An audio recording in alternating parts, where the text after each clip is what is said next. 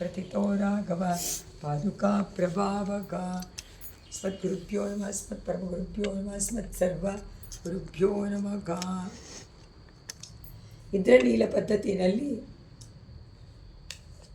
21ನೇ ಶ್ಲೋಕ 701 ಸ್ವಾಮಿ ದೇಶಿಕರ ಪಾದುಕಾಶಾಸ್ತ್ರದ ವೈಭವ. ಅದರಲ್ಲಿ ಇಂದ್ರನೀಲ ಪದ್ಧತಿ, ನೀಲಿ ರತ್ನಗಳು ಪಾದುಕೆಯಲ್ಲಿ ಹುದುಗಿಸಿಟ್ಟಿರುವಂತಹ ನೀಲಿ ರತ್ನಗಳ ಜಾಲ, ಕಿರಣದ ಜಾಲ, ಅದನ್ನು ವಿಷಯವಾಗಿ ಇದರಲ್ಲಿ ವರ್ಣನೆ ಮಾಡ್ತಾರೆ. ಶಾರ್ಗಿಣ ಪಾದರಕ್ಷೆ ತ್ವಯಿವಿನ ದಮೇತತ್ಕೆ ಪಶ್ಯಂತಿ ಬಂದಾಗ ಶತಮಕ ಮಣಿಜಾಲಂ ಶಾರ್ಗಿಣ ಪಾದರಕ್ಷೆ ವಯಮಿತಮಿಹ ವಿದ್ಮಗ ಪ್ರಾಣಿನಾಂ ಭಾವುಕಾನಾಂ ಹೃದಯ ಗೃಹ ಗುಹಾಭ್ಯಃ ಪೀತಬಂಧಂ ತಮಿಸ್ರಂ. ನಮ್ಮ ಒಳಗಡೆ ಇರುವಂಥ ಹೃದಯದಲ್ಲಿ ಇರುವಂಥ ಪೂರ್ತಿ ಅಂಧಕಾರ ಅಂದರೆ ಪೂರ್ತಿ ಕಪ್ಪು ಕತ್ತಲೆ. ಆ ಕತ್ತಲೆಯನ್ನೆಲ್ಲ ಇವಳು ಪೀತಂ. ಅಲ್ಲಿ ಯಾರ್ಯಾರು ಪ್ರಾಣಿಗಳು ಅಂದರೆ ಜನಗಳು ಬಂದು ಪಾದುಕಾದೇವಿಯನ್ನು ದರ್ಶನ ಮಾಡ್ತಾರೋ ಅವರ ಒಳಗಡೆ ಇರುವಂಥ ಗುಹಾಭ್ಯ ಗುಪ್ಯವಾಗಿದ್ದು ಬಿಟ್ಟಿದೆ ಒಳಗಡೆ ಅಂಧಕಾರ. ನಮಗೆ ಅಂಧಕಾರ ಅಂತ ಗೊತ್ತೇ ಇಲ್ಲ, ಗೊತ್ತಾಗೋದೂ ಇಲ್ಲ, ಗೊತ್ತೂ ಇಲ್ಲ. ನಮಗೆ ಜ್ಞಾನ ಅಂತ ಒಂಚೂರು ಏನಾದರೂ ಕೇಳಿದ್ರೂ ಅರ್ಥ ಮಾಡ್ಕೊಂಡಿದ್ರೂ ಅದು ಹೋಗಿರಲ್ಲ ಪೂರ್ತಿ ಕತ್ತಲೆ. ಅದನ್ನು ಕುಡಿದು ಬಿಡ್ತಾಳಂತೆ, ಕುಡಿದುಬಿಟ್ಟು ಕಪ್ಪಾಗ್ಬಿಟ್ಟಿದೆ ಪಾದುಕಾದ ಅಂತಾರೆ. ಇದರಲ್ಲಿ ಯಾರಿಗೂ ಏನೂ ತಿಳಿಬಾರ್ದು. ಆ ರೀತಿ ಪೀತಂ ಅಂಧಂ ತಮಿಸ್ರಂ, ಅಜ್ಞಾನ ಎನ್ನುವಂಥ ಕತ್ತಲೆಯನ್ನು ಕುಡಿಬೇಕು, ಕುಡಿದ್ಬಿಟ್ಟು ನೀನು ಕಪ್ಪಾಗ್ಬಿಟ್ಟಿದೆಯಾ ಅಂತ ನಾ ತಿಳಿತೀನಿ ಅಷ್ಟು ಇದು. ಅಂದರೆ ಆ ನೀಲಿ ರಕ್ತದ ಕಾಂತಿಯನ್ನು ನೋಡಿ ಅವರಿಗೆ ಅಲ್ಲಿ ಹೋಗಿದೆ. ನಮ್ಮ ಒಳಗಡೆ ಇರುವಂಥ ಅಂಧಕಾರ ಎಷ್ಟು ಅವ್ರಿಗೆ ಅಂಧಕಾರ ಇದೆ ಅಂತ ಗೊತ್ತಾಗಿದೆ, ನಮಗೆ ಅದೇ ಗೊತ್ತಿಲ್ವಲ್ಲ. ಸ್ವಾಮಿ ದೇಶಿಕರಿಗೆ ಅದನ್ನು ನೋಡಿದ್ದಾರೆ. ನಮಗೆ ಅಜ್ಞಾನ ಅನ್ನುವಂಥ ಅಂಧಕಾರ ಒಳಗಡೆ ಇದೆ ಅಂದರೆ ಏನು ಗೊತ್ತಿಲ್ವಲ್ಲ ಅನ್ನೋದು ಗೊತ್ತಿದೆ. ಅದನ್ನೆಲ್ಲ ಹೋಗಲಾಡಿಸ್ಬೇಕು ಅಂತಂದರೆ ಇವಳೇ ಈ ಪಾದುಕಾದೇವಿ ಅನುಗ್ರಹ ಬೇಕಾದ್ರೆ. ಸೊ ಆಚಾರ್ಯರು ಮಾಡ್ತಾರಲ್ಲ, ಅದೇ ಆಚಾರ್ಯರು ಅದನ್ನೇ ಮಾಡೋದು ಅಂತಲೇ. ಶಾರ್ಗಿಣ ಪಾದರಕ್ಷೆ, ಶಾರ್ಗ ಧನುಸ್ಸನ್ನು ಇಟ್ಕೊಂಡಿರುವಂತಹ ಶ್ರೀರಂಗನಾಥ.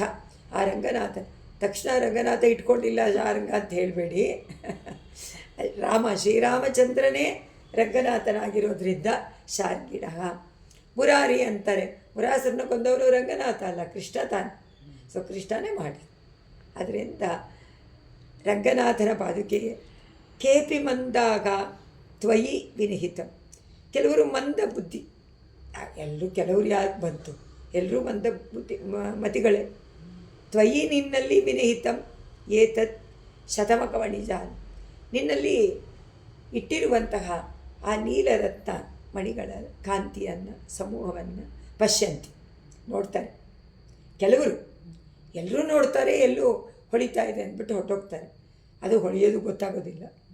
ಕೆಲವರಿಗೆ ಅದನ್ನೇ ಧ್ಯಾನ ಮಾಡೋದ್ರಿಂದ ಅದರ ಒಂದೊಂದು ರತ್ನಗಳು ಏನನ್ನು ತಿಳಿಸುತ್ತೆ, ನಮಗೆ ಏನೋ ತಿಳಿಸೋಕ್ಕೋಸ್ಕರ ಇದೆ ಅಂತ ಅರ್ಥ ಮಾಡ್ಕೊಂಡಿರೋರು ಅದನ್ನು ನೋಡಿದ ತಕ್ಷಣ ನೋಡಿ ತಿಳ್ಕೊತಾರಂತೆ.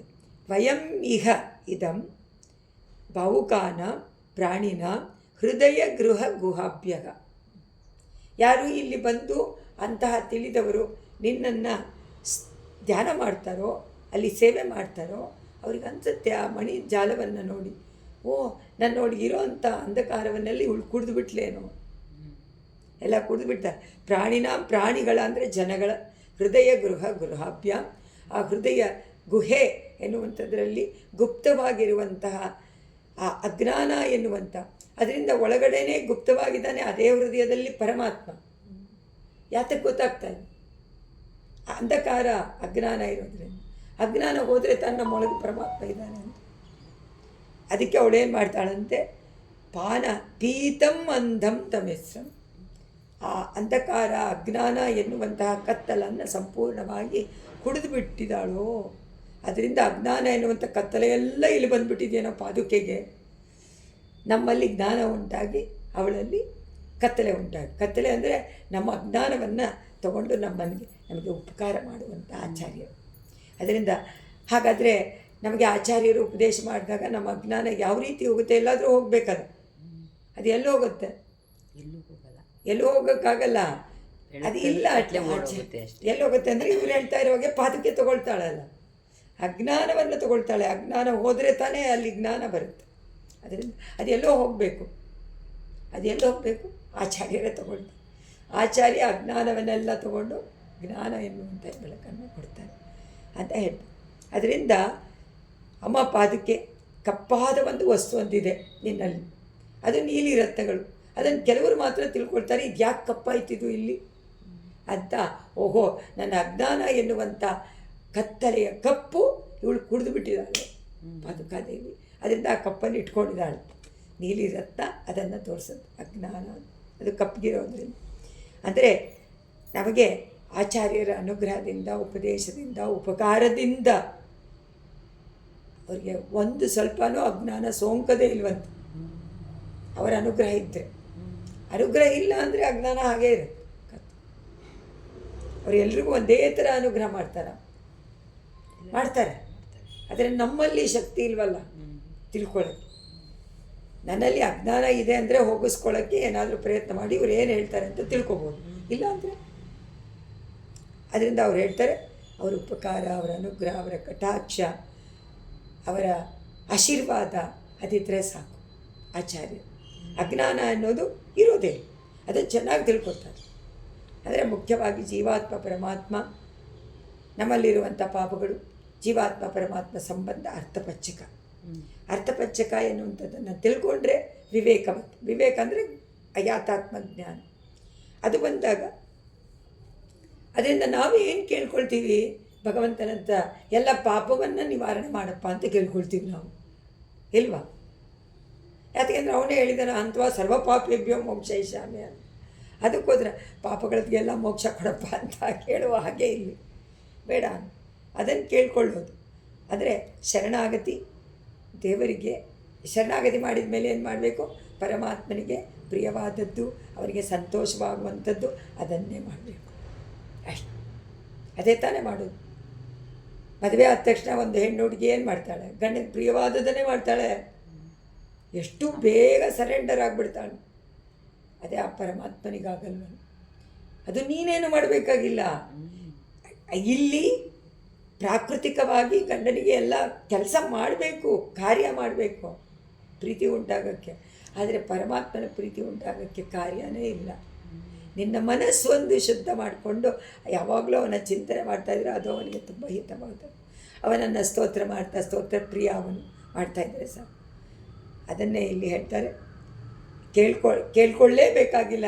ಪರಮಾತ್ಮ ಆಚಾರ್ಯರು ಅಥವಾ ಪಾದುಕಾದೇವಿ ಅವಳ ಕಟಾಕ್ಷ ಬಿದ್ದರೆ ಅಜ್ಞಾನ ಹೋಗುತ್ತೆ, ಯಾತಾತ್ಮ ಜ್ಞಾನ ಉಂಟಾಗುತ್ತೆ.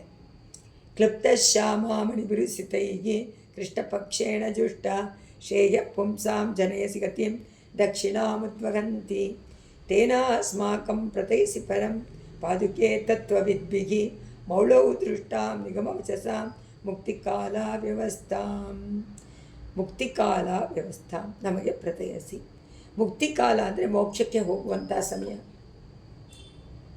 ನಮಗೆ ಮೋಕ್ಷನೇ ಇಲ್ಲ ಅಂದರೆ ಹೋಗೋ ಕಾಲ ಎಲ್ಲಿಂದ ನಮಗೆ ಅನಿಸುತ್ತೆ. ನಾವು ಹೋಗೋಕ್ಕೆ ಆಸೆ ಪಟ್ಟರೆ ತಾನೇ ಯಾವಾಗಪ್ಪ ಬರುತ್ತೆ ಇಲ್ಲಿಂದ ಹೋಗೋದು ಮೋಕ್ಷಕ್ಕೆ.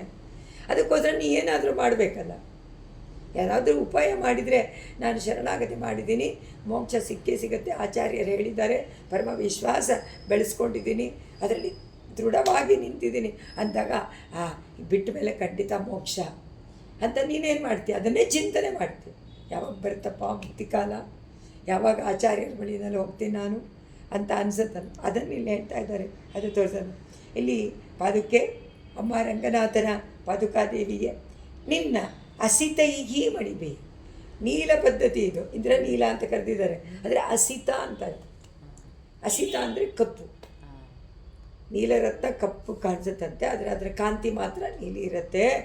ಅಸಿತ ಮಣಿಬಿ, ಕಪ್ಪಾದ ರತ್ನಗಳಿಂದ ಕ್ಲುಪ್ತಶ್ಯಾಮ ಕೃಷ್ಣ ಪಕ್ಷೇಣ, ಅದರಿಂದ ಕಪ್ಪಲ್ವಾ ಅದು, ಅದರ ಕೃಷ್ಣ ಪಕ್ಷ ಕಪ್ಪು. ಶ್ರೀಕೃಷ್ಣನಿಗೆ ಇನ್ನೊಂದು ಅರ್ಥ ಶ್ಲೇಡೆನಲ್ಲಿ, ಶ್ರೀಕೃಷ್ಣನಿಗೆ, ಪರಮಾತ್ಮ ಕೃಷ್ಣನಿಗೆ ಬೇಕಾದವರಿಂದ ಅವರಿಗೆ ತುಂಬ ಪ್ರಿಯವಾದವರು ಇದ್ದಾರೆ. ಯಾರು ನಿಜವಾದ ಭಕ್ತರು ಅವರೆಲ್ಲ ನಾನೀತೋ ಆತ್ಮೈವ ಮೇ ಮತಂ. ಆದರೆ ನನಗೆ ಪ್ರಿಯವೂ ಇಲ್ಲ ದ್ವೇಷವೂ ಇಲ್ಲ ಅಂದ್ಬಿಟ್ಟ ಪರಮಾತ್ಮ, ಎಲ್ಲರೂ ಒಂದೇ ಅಂತಾನೆ. ಆದರೆ ಶರಣಾಗತಿ ಮಾಡಿಬಿಟ್ರೆ ಅವ್ರ ಮೇಲೆ ಸ್ಪೆಷಲ್ ಪ್ರೀತಿ. ಅದರಿಂದ ಇದರಲ್ಲಿ ಹೇಳ್ತಾರೆ ಕೃಷ್ಣ ಪಕ್ಷದಿಂದ, ಅಂದರೆ ಕೃಷ್ಣನಿಗೆ ಬೇಕಾದವರಿಂದ ಸೇವಿಸಲ್ಪಡುವವಳು ಪಾದುಕೆ. ಅವ್ರಿಗೆ ತಾನೇ ಗೊತ್ತು ಪಾದುಕೆ ವೈಭವ, ಬೇರೆಯವ್ರಿಗೆ ಗೊತ್ತಿರುತ್ತಾ? ಈಗ ಎಷ್ಟೋ ಜನ ಶಠಾರಿಯನ್ನು ತಲೆ ಮೇಲೆ ಯಾತಕ್ಕೆ ಅಂತ ಗೊತ್ತಾ ಅವರಿಗೆ? ಕಿರೀಟ ಇಡ್ತಾರೆ ಅಂತಾರೆ. ಅವರಿಗೆ ಪರಮಾತ್ಮನ ಪಾದವನ್ನು, ಪರಮಾತ್ಮನೇ ಸಾಕ್ಷಾತ್ ಅವನ ಪಾದವನ್ನು ಬಲಿ ತಲೆ ಮೇಲೆ ಇಟ್ಟಂದೆ ನಮ್ಮ ತಲೆ ಮೇಲೆ ಇಡ್ತಾ ಇದ್ದಾನೆ ಅನ್ನುವಂಥ ಭಾವನೆ ಬರಬೇಕಲ್ಲ, ಬಗ್ಬೇಕಲ್ಲ ಸಂಪೂರ್ಣವಾಗಿ. ಬಲಿ ಹಿಂಗಿದ್ದ ವಧಾನ್ಯ, ಅದರಿಂದ ವಧಾನ್ಯನಾದ ಪರಮಾತ್ಮನ ಸಾಕ್ಷಾತ್ಕಾರದಿಂದ ಕಟಾಕ್ಷದಿಂದ. ಅವಳು ದಕ್ಷಿಣಾಂ ಗತಿ, ಅಂದರೆ ದಕ್ಷಿಣಾಯನವನ್ನು ಉದ್ವಹಂತಿ. ಕೃಷ್ಣ ಪಕ್ಷ, ದಕ್ಷಿಣಾಯನ ಇದೆಲ್ಲ ಉದ್ವಹಂತಿ ಹೊಂದಿರುವಂಥ ತ್ವಂ ನೀನು ಎಲ್ಲ ಏನು ತೋರಿಸುತ್ತೆ? ದಕ್ಷಿಣಾಯನ ಕಪ್ಪು ಮಾರ್ಗ, ಅದರಿಂದ ಕಪ್ಪು. ಕೃಷ್ಣ ಪಕ್ಷ ಕಪ್ಪು, ನೀಲಿ ರತ್ನ ಕಪ್ಪು. ಸೊ ಎಲ್ಲ ಇದನ್ನು ಸ್ಲೇಡೇನಲ್ಲಿ. ಇನ್ನೊಂದು ಅರ್ಥದಲ್ಲಿ ಎಲ್ಲ ನೀಲಿ ರತ್ನದ ಕಾಂತಿ. ಆ ಕಾಂತಿ ಏನು ಮಾಡುತ್ತೆ ಅದನ್ನು ಹೇಳ್ತಾರೆ ಅತ್ಯಾನಂದ ಸಂಚಾರ ಅಂತ. ಆನಂದ ಸಂಚಾರ. ದಕ್ಷಿಣಾಯನ ಅಂದರೆ ನೀವು ಇದು ಅನ್ಕೋಬೇಡಿ, ಕೃಷ್ಣನ ಜೊತೆನಲ್ಲಿ ಹೋಗೋದು ಅಂದರೆ ಏನು? ಪರಮಾನಂದ. ದಕ್ಷಿಣಾಯನ ಆದ್ರೇನು, ಉತ್ತರಾಯಣ ಆದ್ರೇನು, ಕೃಷ್ಣ ಪಕ್ಷ ಆದ್ರೇನು, ಏನಾದ್ರೂ ಶರಣಾಗತನಿಗೆ ಅರ್ಚಿರಾದಿ ಮಾರ್ಗದಲ್ಲಿ ಪ್ರಕಾಶವೇ. ಅದರಿಂದ ಧೂಮ ಮಾರ್ಗ ಇಲ್ಲ. ದೇವಯಾನ ಇವನು ಕೃಷ್ಣ ಹೇಳಿರುವಂತೆ. ಅದರಿಂದ ಅದೆಲ್ಲ ಶರಣಾಗತರಿಗೆ ಯಾವುದೂ ಪ್ಲೇ ಆಗೋದಿಲ್ಲ. ಪರಮಾತ್ಮ ತಾನೇ ಬಂದು ಆ ಚೇತನನನ್ನು ಕರ್ಕೊಂಡು ಹೋಗ್ತಾನೆ. ಅಹಂ ನಯಾಮಿ, ಅಹಂ ನಯಾಮಿ. ನಯಾಮಿ ಅಂದ್ರೇನು? ಕರ್ಕೊಂಡು ಹೋಗ್ತೀನಿ. ಸೊ ಈ ಮಾತು ಸುಳ್ಳ, ಪರಮಾತ್ಮನದ್ದು ವರಾಹ ಮಾತು. ಅದರಿಂದ ತ್ವಂ ನೀನು ಪುಂಸಾಂ ಜನರಿಗೆ ಶ್ರೇಯಗ ಜನಯಸಿ, ಶ್ರೇಯಸ್ಸನ್ನು ಉಂಟು ಮಾಡ್ತೀನಿ. ಅಂದರೆ ಅಜ್ಞಾನವನ್ನು ಹೋಗಲಾಡಿಸಿ ಜ್ಞಾನವನ್ನು ಕೊಟ್ಟಾಗ ಅವರಿಗೆ ಶ್ರೇಯಸ್ಸು. ಯಾವಾಗ ಜ್ಞಾನ ಉಂಟಾಗುತ್ತೋ ಆಗ ಪರಮಾತ್ಮನ ವಿಷಯ ಗೊತ್ತಾಗುತ್ತೆ. ಪರಮಾತ್ಮನ ವಿಷಯದಲ್ಲಿ ಅವನು ಏನೇನು ಚೇಷ್ಟಿತೆಗಳನ್ನು ಮಾಡ್ದ, ಯಾವ ಲೀಲೆಯನ್ನು ಮಾಡ್ದ, ಅವನ ಅವತಾರ ರಹಸ್ಯವೇನು ಅಂತ ತಿಳ್ಕೊಂಡ ತಕ್ಷಣ ಮೋಕ್ಷ. ಯೋಮೇ ಯೋ ವೇತ್ತಿ ತತ್ವತಃ. ನಾನು ಸಾಮಾನ್ಯನಲ್ಲ, ಅವನು ಹೇಳ್ತಾನೆ ಮಾಯಾಮೇತಾಂ ತರಂತಿತೆ. ಮಾಯೆಯನ್ನು ದಾಟಿಸುವಂಥವನು ಪರಮಾತ್ಮನೇ. ಅದಕ್ಕೋಸ್ಕರ ಅವತಾರಗಳನ್ನು ಮಾಡ್ತಾನೆ. ಅವನೇ ಮಾಡಿರುವಂಥ ಅವತಾರಗಳು ಇದೆಲ್ಲ ವಿಭವಾವತಾರಗಳು ಅಂತ. ಯಾರು ಅವನ ಅವತಾರ ರಹಸ್ಯವನ್ನು ತಿಳ್ಕೊಳ್ತಾರೋ ಅವರು ಮೋಕ್ಷ ಸಿಗುತ್ತೆ. ಕೃಷ್ಣನ ಮಾತು ಭಗವದ್ಗೀತೆ. ಅದರಿಂದ ಅಮ್ಮ ಪಾದುಕೆ ನಿಜಾಂಶವನ್ನು ತತ್ವವಿದ್ಭಿಹಿ ನಿಗಮ ವಚಸಾಂ, ವೇದಗಳಲ್ಲಿ ಶ್ರುತಿಗಳಲ್ಲಿ ಹೇಳಿರುವಂಥ ತತ್ವಗಳನ್ನು, ಯಾಥಾತ್ಮ ಜ್ಞಾನವನ್ನು ಮೌಳವು ಅದರ ತಲೆಯಲ್ಲಿರುವಂಥ ಉಪನಿಷತ್ತುಗಳು, ಆ ಉಪನಿಷತ್ತುಗಳ ದೃಶಾಂ ತಿಳಿಸಲ್ಪಟ್ಟ ಮೋಕ್ಷ ಕಾಲ, ಮುಕ್ತಿ ಹೇಳ್ತಾರೆ. ಮುಕ್ತಿ ಕಾಲ, ಮೋಕ್ಷಕ್ಕೆ ಹೋಗುವಂತಹ ಸಮಯ. ಆ ಸಮಯದ ಅವ್ಯವಸ್ಥಾ, ಕಟ್ಟುಪಾಡಿಲ್ಲದ, ಕಟ್ಟುಪಾಡು ಉಂಟು. ಮೋಕ್ಷಕ್ಕೆ ಹೋಗಬೇಕಾದ್ರೆ ಯಾವತ್ತಂತ ನಿಗದಿತವಾಗಿದೆ, ನಮಗೆ ಗೊತ್ತಿಲ್ಲ. ಸೊ ಯಾವತ್ತಾದರೂ ಅದರಿಂದ ನಮಗೆ ಗೊತ್ತಿಲ್ಲದೆ ಇರುವಂತಹ ಸಮಯ ಅದು. ಆದರೆ ರೆಡಿಯಾಗಿರ್ಬೇಕು. ಗೊತ್ತಿಲ್ಲದೆ ಇರೋದ್ರಿಂದ ಕ್ಷಣದಲ್ಲೂ ನಾವು ರೆಡಿಯಾಗಿರ್ಬೇಕು. ಯಾವಾಗ ಪರಮಾತ್ಮ ಬರ್ತಾನೆ, ಯಾವಾಗ ಕರ್ಕೊಂಡು ಹೋಗ್ತಾನೆ ಅಂತ ಚಿಂತನೆ. ಪ್ರತಯಸಿ ನಮಗೆ ತಿಳಿಸ್ತಾಳಂತೆ, ನೀವು ಮೋಕ್ಷಕ್ಕೆ ಹೋಗೋ ಕಾಲ ಬರುತ್ತೆ, ಮೋಕ್ಷ ಖಂಡಿತ ಸಿಗತ್ತೆ ಅಂತ ಅವಳು ತನ್ನ ನೀಲಿ ರತ್ನಗಳ ಕಾಂತಿಯಿಂದ ತಿಳಿಸ್ತಾಳೆ. ಕೃಷ್ಣನ ಜೊತೆ, ಕೃಷ್ಣನ್ ನೆನೆಸ್ಕೊಳ್ಳಿ. ಇಲ್ಲಿ ಕೃಷ್ಣ ಪಕ್ಷ ಕಪ್ಪು ಅಂತಂದರೆ ಏನು? ಕೃಷ್ಣ ಪಕ್ಷೇಣ ಅಂದರೆ ಕೃಷ್ಣನಿಗೆ ಬೇಕಾದವರಿಂದ ಸ್ತುತಿಸಲ್ಪಟ್ಟಂತಹ ಪಾದುಕಾದೇವಿಗೆ ಬೇಕಾಗಿರೋರು ಯಾರು? ಜ್ಞಾನಿಗಳು. ಅವರಿಗೆ ಯಾವ ಜ್ಞಾನ ಇದೆ? ಮುಕ್ತಿಕಾಲ ಯಾವಾಗ ಬೇಕಾದರೂ ಬರುತ್ತೆ, ಶರಣಾಗತಿ ಮಾಡಾಯಿತು, ಕೃತಕೃತ್ಯನಾಗಿದ್ದೀನಿ, ಅದರಿಂದ ಅರ್ಚರಾದಿಗತಿಯಿಂದ ಮೋಕ್ಷಕ್ಕೆ ಹೋಗೋದನ್ನು ನೆನೆಸ್ಕೊಳ್ತಾನೆ ಇರಬೇಕು ಸದಾ, ಪ್ರತಿನಿತ್ಯ. ಅದರಿಂದ ರಾತ್ರಿ ಬಂದುಬಿಟ್ರೆ ಅದಕ್ಕೆ ರಾತ್ರಿ ಮಲ್ಕೊಳ್ತಾನೋ ನೆನೆಸ್ಕೋಬೇಕು, ಎದ್ದ ತಕ್ಷಣ ನೆನೆಸ್ಕೊಳ್ಬೇಕು ಆ ಅರ್ಚರಾದಿಗತಿ. ಅದಕ್ಕೇನೆ ಕುಮಾರವರದಾಚಾರ್ಯರು, ದೇಶಿಕರ ಮಾಮನ ಗುರುಗಳು, ಅವರೇನು ಮಾಡಿದ್ರು? ಅವರು ಎರಡೇ ಎರಡು ಶ್ಲೋಕದಲ್ಲಿ ಗತಿಚಿಂತನ ಅಧಿಕಾರದ ಸಾರಾಂಶವನ್ನು ಕೊಟ್ಬಿಟ್ರು.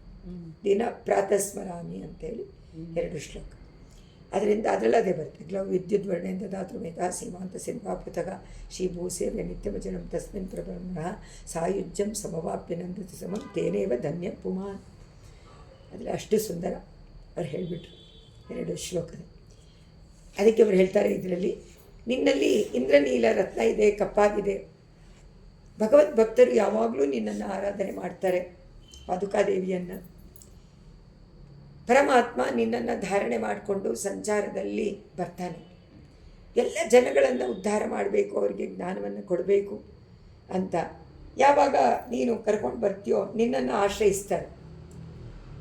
ಯಾರು ನಿನ್ನನ್ನು ನಮಸ್ಕಾರ ಮಾಡಿ ಆಶ್ರಯಿಸಿ ಮಾಡ್ತಾರೋ ಅಂಥವರಿಗೆ ಮೋಕ್ಷ ಪರ್ಯಂತವಾದ ಸಕಲ ಕ್ಷೇಮಗಳನ್ನು ನೀನು ಉಂಟು ಮಾಡ್ತೀಯ.